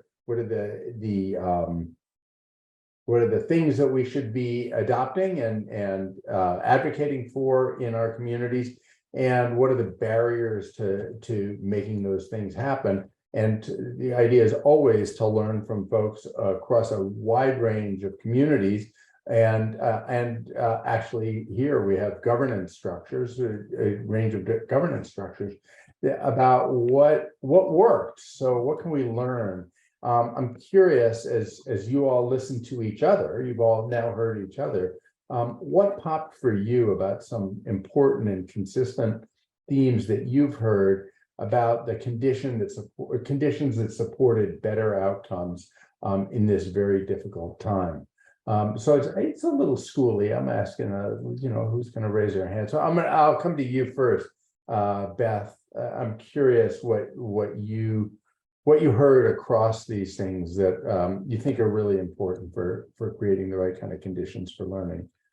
Well, first you highlighted something that I meant to also highlight when I was talking about one of the conditions for our success, and you talked about the stability of funding and resources, and that is a huge factor in our success, right? We have had stability in funding over, I told you, our 7-year journey, and we were blessed to be able to stay on that journey because of the constant resources. When we had to go remote, we had the laptops, the hotspots, we had the digital learning resources so that we could pivot quickly. And that just makes such an incredible difference, not worrying about whether you're going to have funding cuts. It's again a huge factor in our success. And I know we talked about this yesterday. There has been an infusion of funding for school districts, but they're facing a funding cliff once those resources need to be used. So that stability of resources is just so incredibly important. A couple other things that I heard that really resonated with me was a factor in systems that were more successful was their ability to pivot quickly and to be flexible and adaptable. And again, I think that was one of our successes. We are a a system that operates across 10 different time zones. And we watched as the pandemic started, and our schools in Korea had to go remote first in early March, and then it went to Italy. And so we were kind of watching and learning. And then as the waves of the pandemic moved, across the world, we had to adapt very quickly and be agile in that. And again, just come together really quickly, just with daily meetings, again, across those 10 time zones, because we needed to be able to adapt and adjust. I think I would just say two more things that I think are incredibly important that I heard the other panelists speak about. You heard that community support and the ability of communities to really rally quickly around schools and school systems. And again, I shared that certainly is part of our experience and such an important condition for our success in DoDEA. And then Tim, you just pointed to something that it's really the reason I joined DoDEA. I was loving my work in Hartford, but I saw that DoDEA was investing in instructional leadership in real ways by establishing these centers for instructional leadership in each of our 3 regions. And I joined to help start up that effort, and then moved here to our headquarters to become the Chief Academic Officer. But one of my mantras is leadership matters. And so having leaders in place who could, again, support our teachers, our students, our families, and providing that continuity of education. And again, with that constant drive to implement rigorous standards is just an absolute key to success. So those are some of the key. Wow, that was fantastic. Ray, I want to bounce back to you, because here you represent these large school districts, and I suspect you subscribe to what Beth just said as conditions for success. And at the same time, I know that big school districts, a lot of those things, those conditions are really challenging in big school districts. Community support, stability of funding, all of those kind of things. So curious about your reaction to what Beth said, and also what you heard in this conversation that pops for you.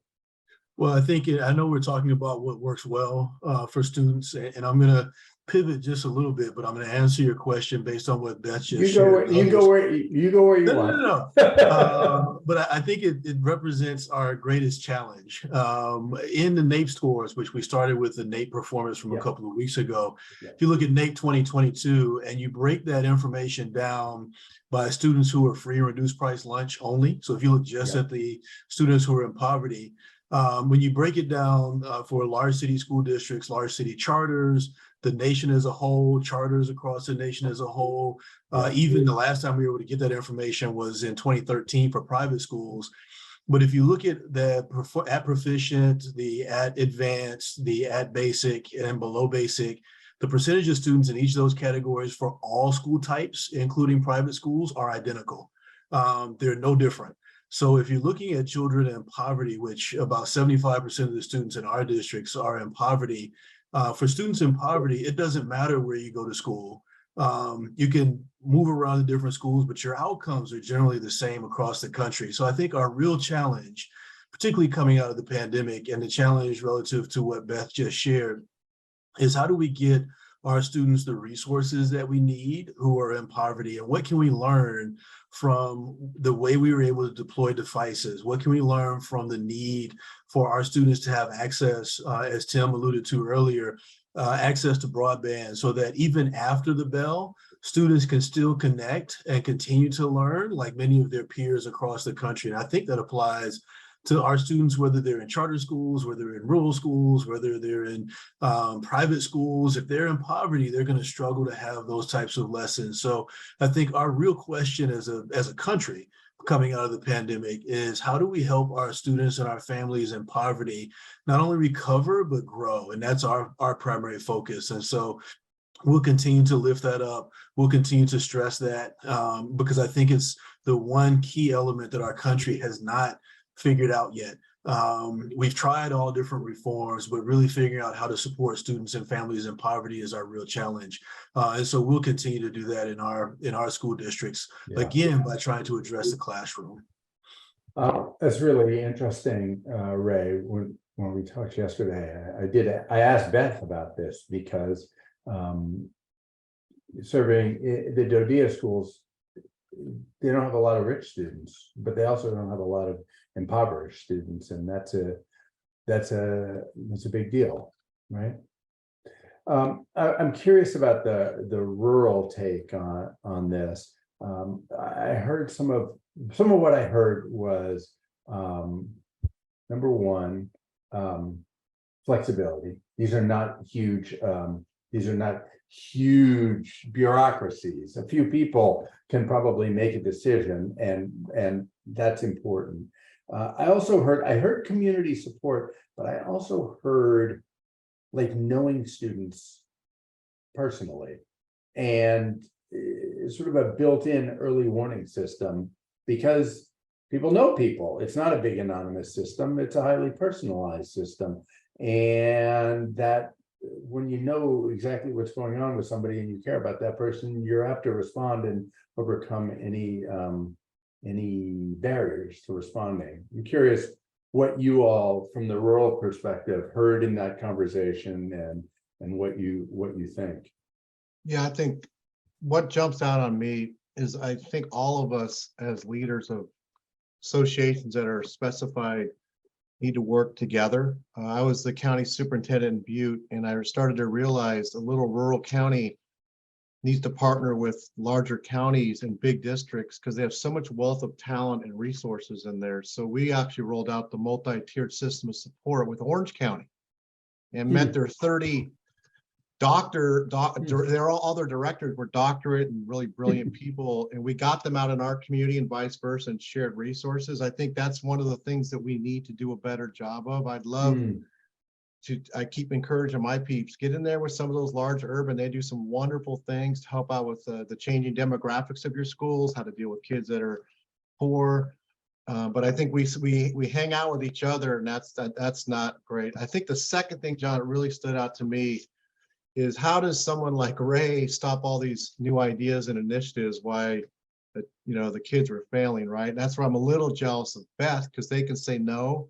But man, some of these, we have 14 new billion-dollar initiatives, preschool for all, TK for all, career tech as a graduate, all 11 are coming together, and all 11 have billions of dollars. But boy, that really puts pressure on how do you say no to some of these initiatives that are individually very important. And they usually stem, to tell you the truth, out of large urban concepts. And I feel bad sometimes for those leaders in these really big worlds, because they're pulled in so many directions where they have trouble having the beauty of a small rural school where you can actually say no to the state and kind of do your own thing because you're so far away. So learn from each other is what I'm hearing right here. Learn from the charters, learn from urbans, and learn from the Department of Defense. And I don't know what you thought, Heather.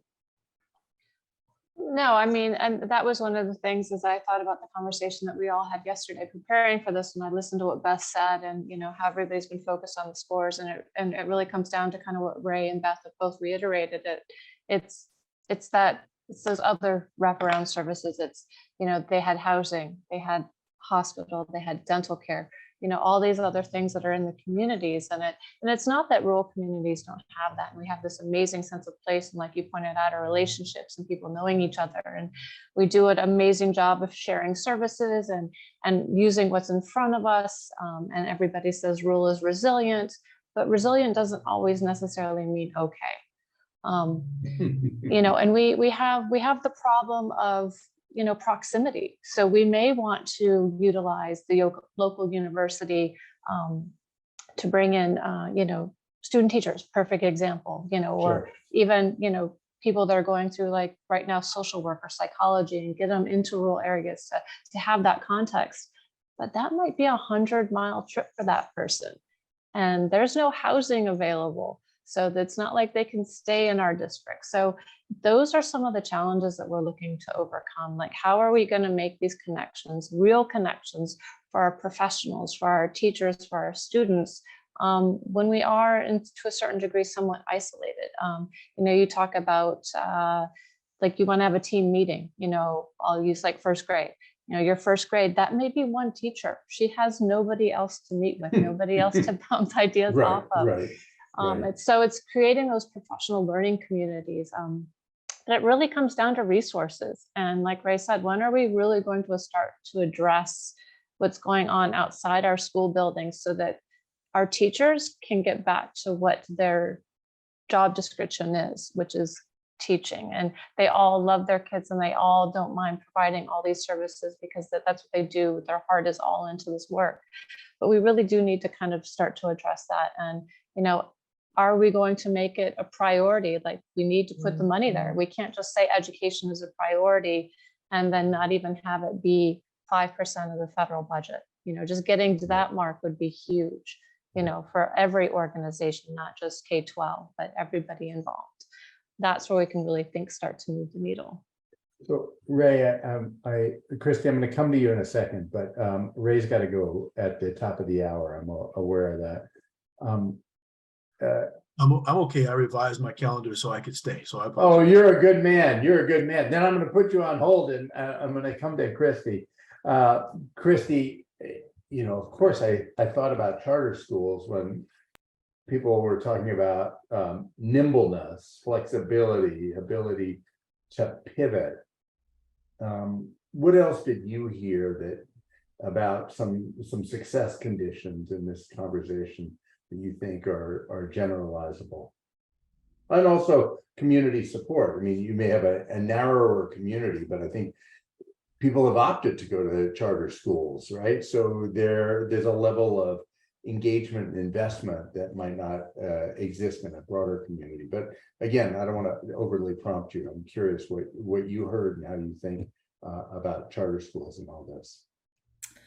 Yeah, well, I mean, to your point about charter schools being schools of choice, you know, in a lot of places, these schools are born out of community engagement, community needs.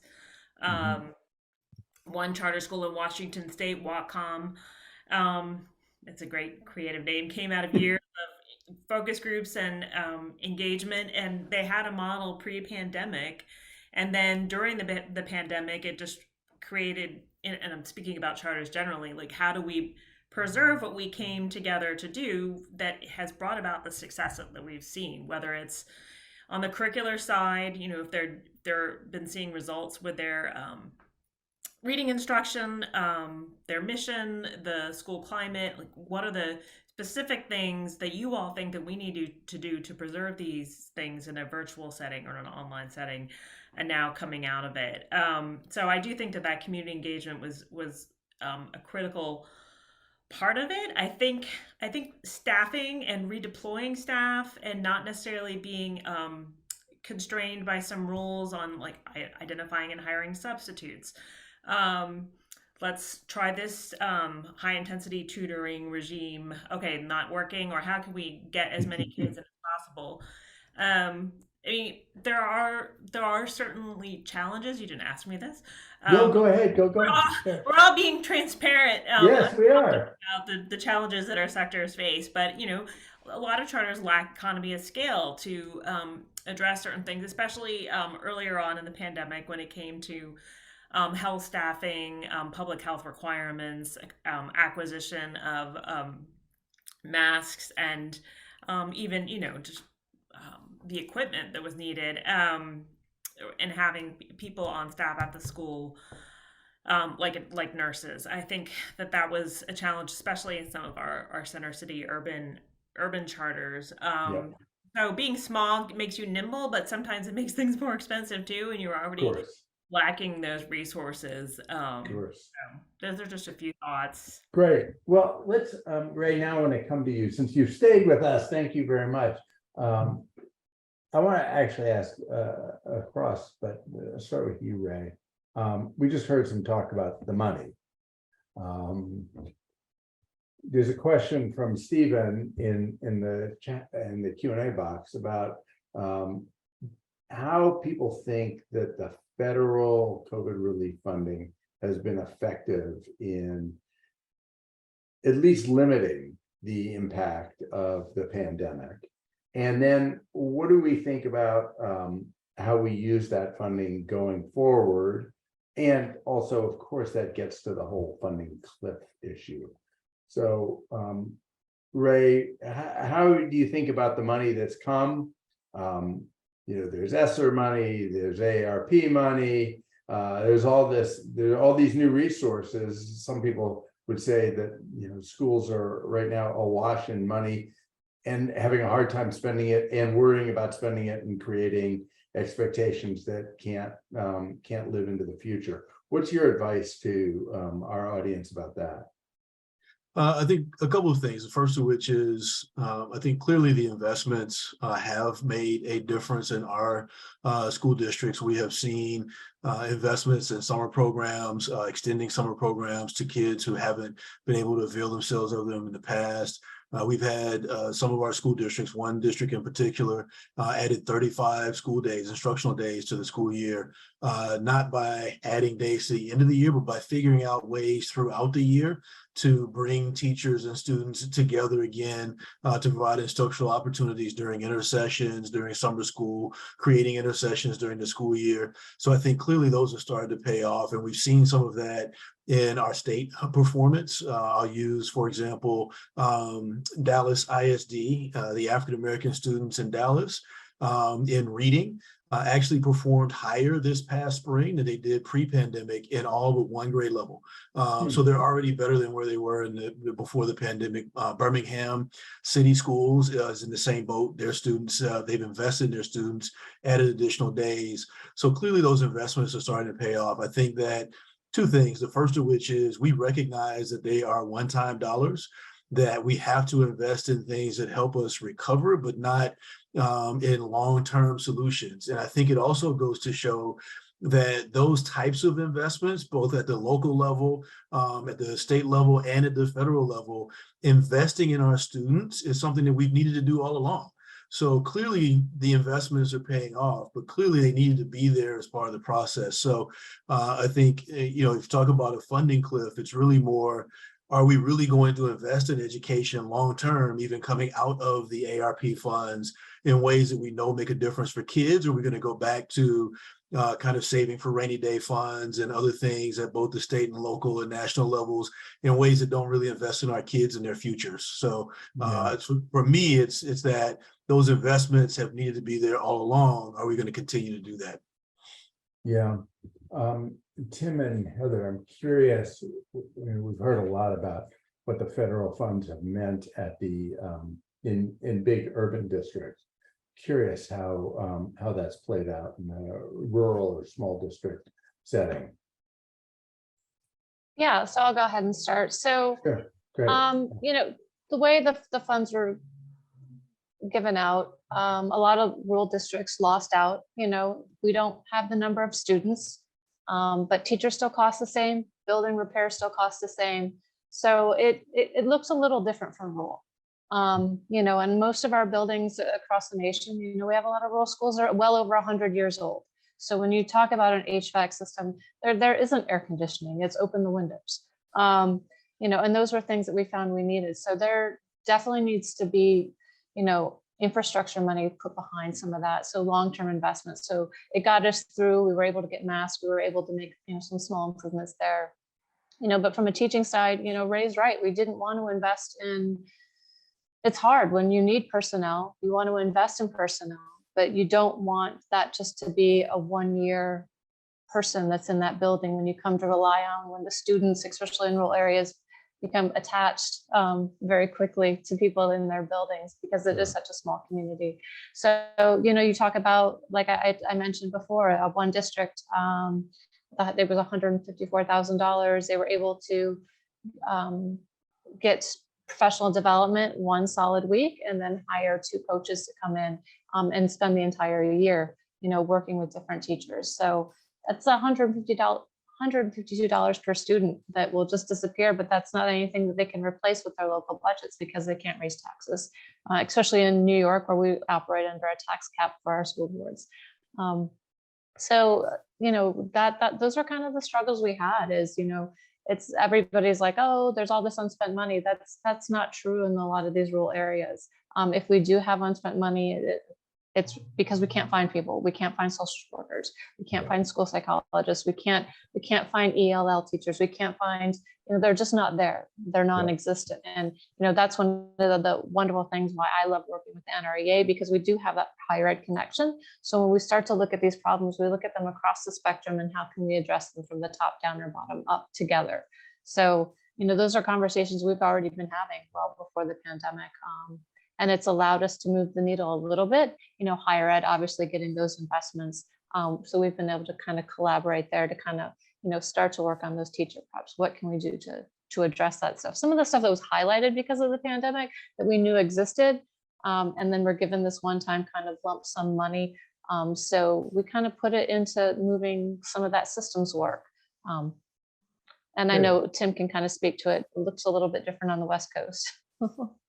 Yeah, we had 103 schools that received no direct federal funds out of 1,200 because they were Title I qualified, but their free and reduced lunch, 53 of them were higher than LA Unified, but got no dollars because they had to use a census data, quirky Title I. Yep. That's how they deal with small rurals. Yep. And so these people were left out.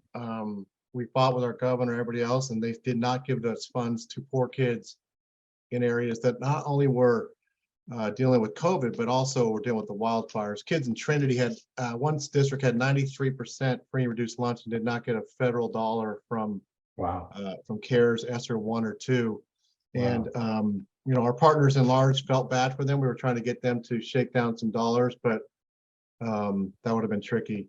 The Title I formula is outdated and it has too much bureaucracy. I wish they would direct fund districts through Title I and take away a lot of the regulations that are, I think, outdated oversight models. It's got a lot better in the last 20 years, but I still think it could be better. And then the last thing, not only with funding, but kind of, John, with policy and all that, I think we collectively get mad at charters because they think they have more flexibility. Well, that's not the case in California anymore. They have more accountability than school districts right now. They have to do a 5-year renewal. They have to hit data marks that their districts don't have to hit to stay open. I think if we look back at the origin of charters, what happened was people said, well, they don't have to do the things we have to do. They only have 5 pages of code. In California, I think ours is over 800. So is the issue the charter flexibility or our ed codes that restrict creativity, innovation, and getting stuff done? I've worked in a large school district, Elk Grove, and you have a whole floor of people just doing paperwork to get your federal funding instead of saying, what, we don't need all those people. They should be out in the schools teaching kids or helping kids. And how do we get rid of some of those layers of bureaucracy that restrict us from being innovative and getting work done? We have a great question from Breton White Fox about English learners, emergent bilinguals, multilingual learners, maybe not so much impact. I don't know. I know, Beth, you mentioned that you had a lot of English language learners in your schools. I'm curious what the experience was there. Yeah, we do. We have a very diverse population of students across DoDEA. And, I can't single out this student group. We actually saw maintenance of performance or gains across all of our student groups, whether they were English language learners or students with disabilities. Again, all different groups of students saw the same thing. I will say that for us, it required, as with everything else, a continued investment in those programs that support our students. So I'll give you an example of, again, one of the things that really required us to pivot and be flexible and act quickly. So I told you we had a commitment to, where possible, to be in person because of our dual mission of educating students, but also military readiness. But we also knew that we needed to have a full-time virtual option throughout the pandemic as well for students who were medically fragile or staff members, quite frankly, that were medically fragile. And so we have an existing virtual high school that is supplemental. So students who may be in one of our smaller high schools or couldn't get a course in their schedule, it's meant to make sure that students don't lose out on an opportunity because they find themselves in that situation. Well, in order to provide the full-time option, we scaled up our virtual high school from a 2,000 student supplemental program to a 12,000 student K-12 full-time option in 3 weeks. And that required, again, not just but kind of core content teachers, but also paying attention to making sure we could maintain continuity of services for our students with special needs and our English language learners. You know, I would suspect too that perhaps one of the things that helped was when you were remote or virtual. I've actually seen this with my own daughter, who is a student with an IEP. She's really thrived in the one-on-one settings, in virtual settings, like to receive speech therapy and other things. And so I wonder, you know, I don't have evidence behind it, but I wonder if those kinds of opportunities to provide more individualized and small group services and support were one of the factors that maybe helped our English learners maintain their performance. And again, in terms of Dodia's case, we saw it across all student populations. And again, it was just that relentless commitment to providing that stability of services that we provide, you know, in non-pandemic times. Christy, I wonder if you have any observations on English language learners in the charter setting. Yeah, and just dovetailing a little bit on what Beth was saying, I mean, the customization and student centered interventions, that's just a theme that we've heard come up again and again. And we're actually just still not only looking at NAEP data, but survey data that we did of the field, and looking for resources going forward post-funding cliff to make sure that they can have that intensity to customize them to the learning needs of the individual students. For EL students, we have generally have good results. There wasn't across the board declines, except for, well, there was the math and reading where it declined everywhere, but the percentage of EL charter students performing at or above basic is 10% higher than district schools. Same, that's grade 4 math, grade 8 reading, they're about 9 points higher on scale scores. So, and then other places there weren't statistical differences. So we are seeing like some jump at the national level. And then I think I alluded to some of the TUDA data that showed really high levels of scale scores for EL students, particularly in Miami-Dade, where we had good enough data to really break it down to that level. Interesting. Ray, any thoughts on performance of English language learner students across your groups? Yeah, I think my colleagues have said it best, and there was an article from the 74 that was shared in the chat. Thank you for sharing that, Tim.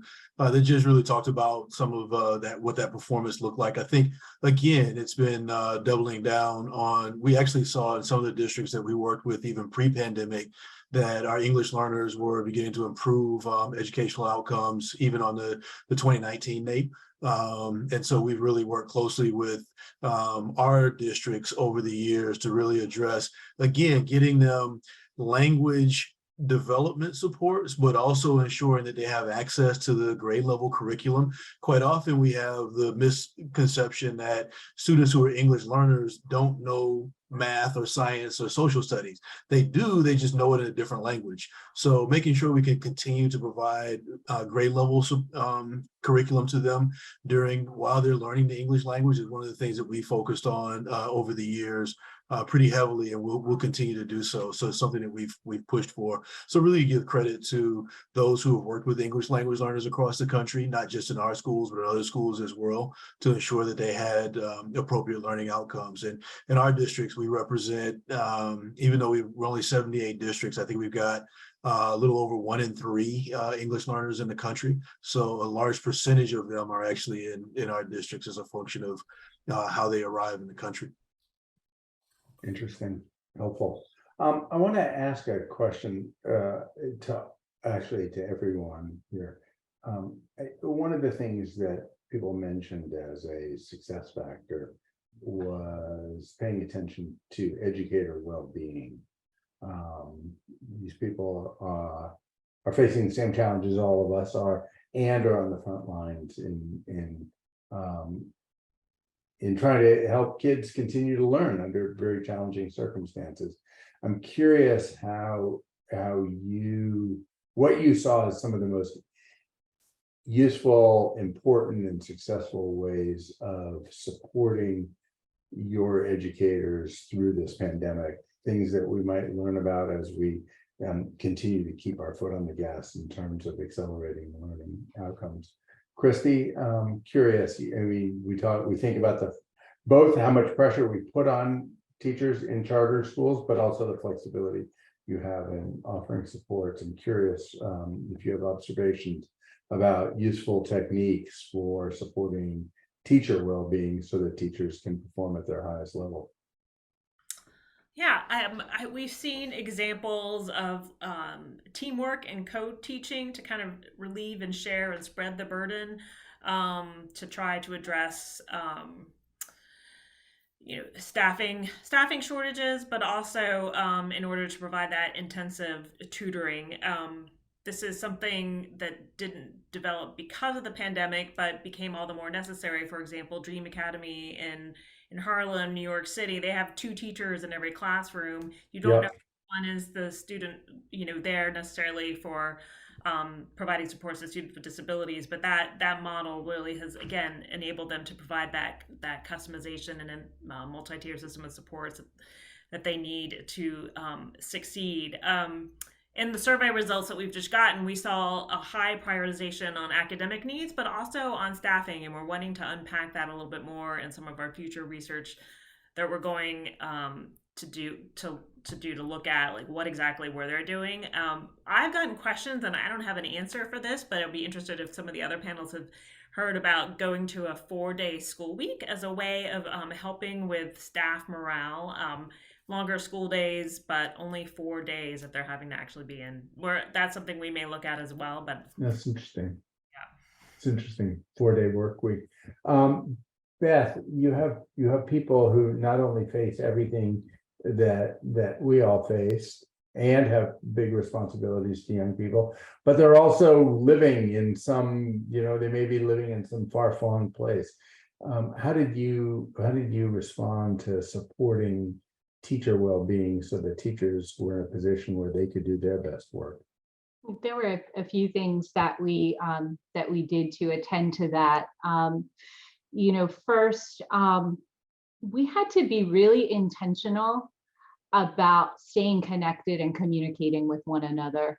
And I saw a comment in the chat earlier about how we can use digital resources. And again, we have to already, because we're an international system, we have to use these kinds of technology tools anyway to stay connected. But we had to be especially deliberate of making sure we checked in with one another, that school staffs checked in with each other, cameras on, just purposely connecting, on personal things and not just professional things. So that was, I think, the first thing, especially at kind of the height of the pandemic when we had to go entirely remote. And then as we had to go in and out of being remote. The second thing, and Christy mentioned this, is really an investment in collaboration so that teachers share the load. It has been one of our cornerstone practices, right? I said we have provided, it was like 2 million hours of professional learning over these 7 years in terms of rolling out the college and career ready standards. But it wasn't just workshops or, 1-day kind of sessions. In addition to the workshops or the sessions that we provided, we've really invested what we call focused collaboration or professional learning communities. And so that's just a core practice that we've adopted that really encourages teachers to support each other. And again, to share the load of kind of planning lessons, looking at student work assessments, and just all of the things that come in terms of planning and adjusting instruction. The second thing, or the third thing I would say is, my mantra all along, leadership, right? And people, they say, right, people don't work for organizations, they work for leaders. And the leadership of a school principal really makes a difference in terms of setting the culture of a school. And that was no different throughout supporting our teachers throughout the pandemic. And then just lastly, we did make an intentional decision to pause things that we could, to take things off of teachers and principals' plates, to say, you know what, you're going through a lot right now. We don't have to do all of these things at this moment. We're going to take a pause and phase them back in. And we send out a message, you know, DoDEA worldwide, and said that. And again, that was a very deliberate effort to acknowledge what people were going through and to try to make the burden a little bit easier. Well, I love that. You speak in the most organized way. I was really like 1, 2, 3, 4. Very impressive and very helpful. Ray, I'm going to come back to you on this question. You talked at the beginning about the highest value is in having successful classroom situations where teachers are really in a position to teach and have the right materials and the right preparation. Students are well positioned to absorb what teachers can offer.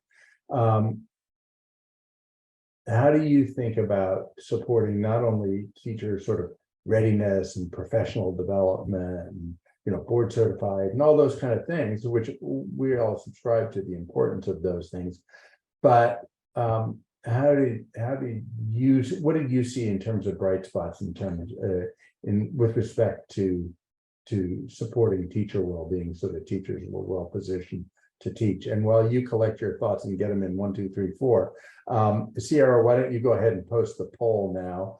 And I encourage everybody to fill out those polls. They're very helpful to us in getting the feedback and how we can make these sessions more successful and more useful for everybody. So to you, right? So I think first of all, and I'll do 1, 2, 3, 4 as well. So it's awesome. But I think the first thing is celebrate our teachers. I think one of the things that we failed to do as a country over the last few months, last several months, is really celebrate those who have been on the front line with our students, those who have shown up to ensure that our students have continued to learn and grow. A number of our districts have done that. They've expanded that. But I think we also need to do it as a nation. We need to celebrate our teachers, celebrate education, celebrate the field of education for what it is. It's really preparing all of our future leaders. Number two, a number of our districts have added even wellness rooms. They've added plants. I'm looking at the plant behind Tim's picture there. They've got rooms in the building where teachers can go to recoup, recover, to feel comfortable, to kind of recenter themselves. And the third, I think, is also adding, and they've also added opportunities during the calendar year for breaks. So that last year we saw a number of our school districts actually building in, adding breaks, adding additional breaks throughout the year to allow our teachers to recuperate and recover. And the last thing I'll add, which I think is important, is adding opportunities for our children to have the same sets of opportunities where they can go and decompress if they're having challenges in the classroom. One of our districts created reset classrooms. It was actually Dallas as well, but they said they created reset centers to allow children to go and actually reset during the school day and then return to the school classroom rather than suspending them for behaviors that occurred. And I think that helps teachers in a big way as well. I love that. I want to come to you, Tim and Heather, to close here. There are ways in which teachers in rural and small districts might face some of the same isolation that you might associate with a DoDEA school. And so I'm curious what you've heard about, and I know it's also hard to recruit in some of these locations. So curious about what you have seen in terms of successful investments in the conditions for well-being for teachers so that they can really give their all. Yeah, I think 3 things. I think the cream rose to the top. You finally saw great teachers exposed to living rooms and there were some unbelievable teachers who parents heard about how great they are, but they got to watch them. And I think that built some momentum for teachers that struggle a little bit to watch another teacher teach via distance learning and show their stuff. Two, I think open source was prevalent throughout, and I think teachers got to share lessons throughout the country. And I hope that it continues. San Bernardino County was just funded by our state to take pre-K through 12th grade teachers and scale up their lessons online so it's available to share and get these great teachers out there to show us how to do it. It's like a good teaching hospital. And then I think the third thing that that will, I think, continue to benefit. I think Zoom's been the greatest thing. I've met so many people, and we have a consortium helping rural teachers teach computer science. It's now in 12 counties, and these teachers that are out in the middle of nowhere have friends now throughout the state. And so I think that momentum that we got to open up our worlds to each other instead of staying silent within your district or county should continue and help teachers continue to grow, and also instructional leaders. Fantastic. Heather, you want to add anything to that?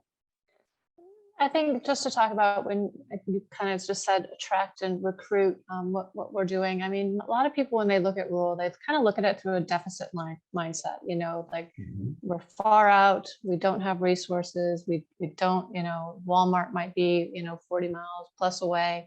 And everybody says you're just in the middle of nowhere. And we kind of flip that script, and we're in the middle of everywhere. Like, we're where you want to be hiking, we're where you want to be in, you know, out in a kayak, you know. We have all those amazing things that people, when you look to get grounded, you look to do, and that's our sense of place, you know. So that's one of the things that we're trying to, when you talk about what we're doing for wellness, that's one of the things we're trying to highlight on why we're so special and why you want to come teach in a rural district, because those are things you get to do every day.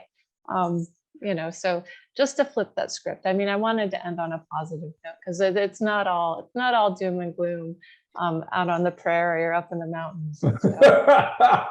That's fantastic. I love that, and I appreciate ending on a positive note. Although I hope we heard a lot of positives and a lot of learnings that came out of what was obviously an extraordinarily, and continues to be an extraordinarily difficult situation. I want to thank each one of you for bringing such a strong perspective and so much content to all of you, to all of us. It was a terrific conversation. I really appreciate it. Ray and Christy and Tim and Heather and Beth. Beth got us all on the 1, 2, 3, 4 thing. We're all going to be super organized going forward with our comments. It was just really a terrific session. So great appreciation to all of you. Thank you so much for joining this special session of GLR's Learning Tuesdays. I know that was a lot of content, but I hope you found it stimulating and worthwhile. We very much appreciate your participation, and we always want to hear your thoughts on what you want to know and how we can improve these sessions. Feel free to reach out to any of us at the campaign to share your ideas and your guidance. And before we leave today, I just want to let you know about a couple of upcoming sessions for GLR's Learning Tuesdays. We hope you all have good plans for the holidays and that you will be able to both have fun and get some rest during the next couple of weeks. Thanks again, and we look forward to seeing you again soon.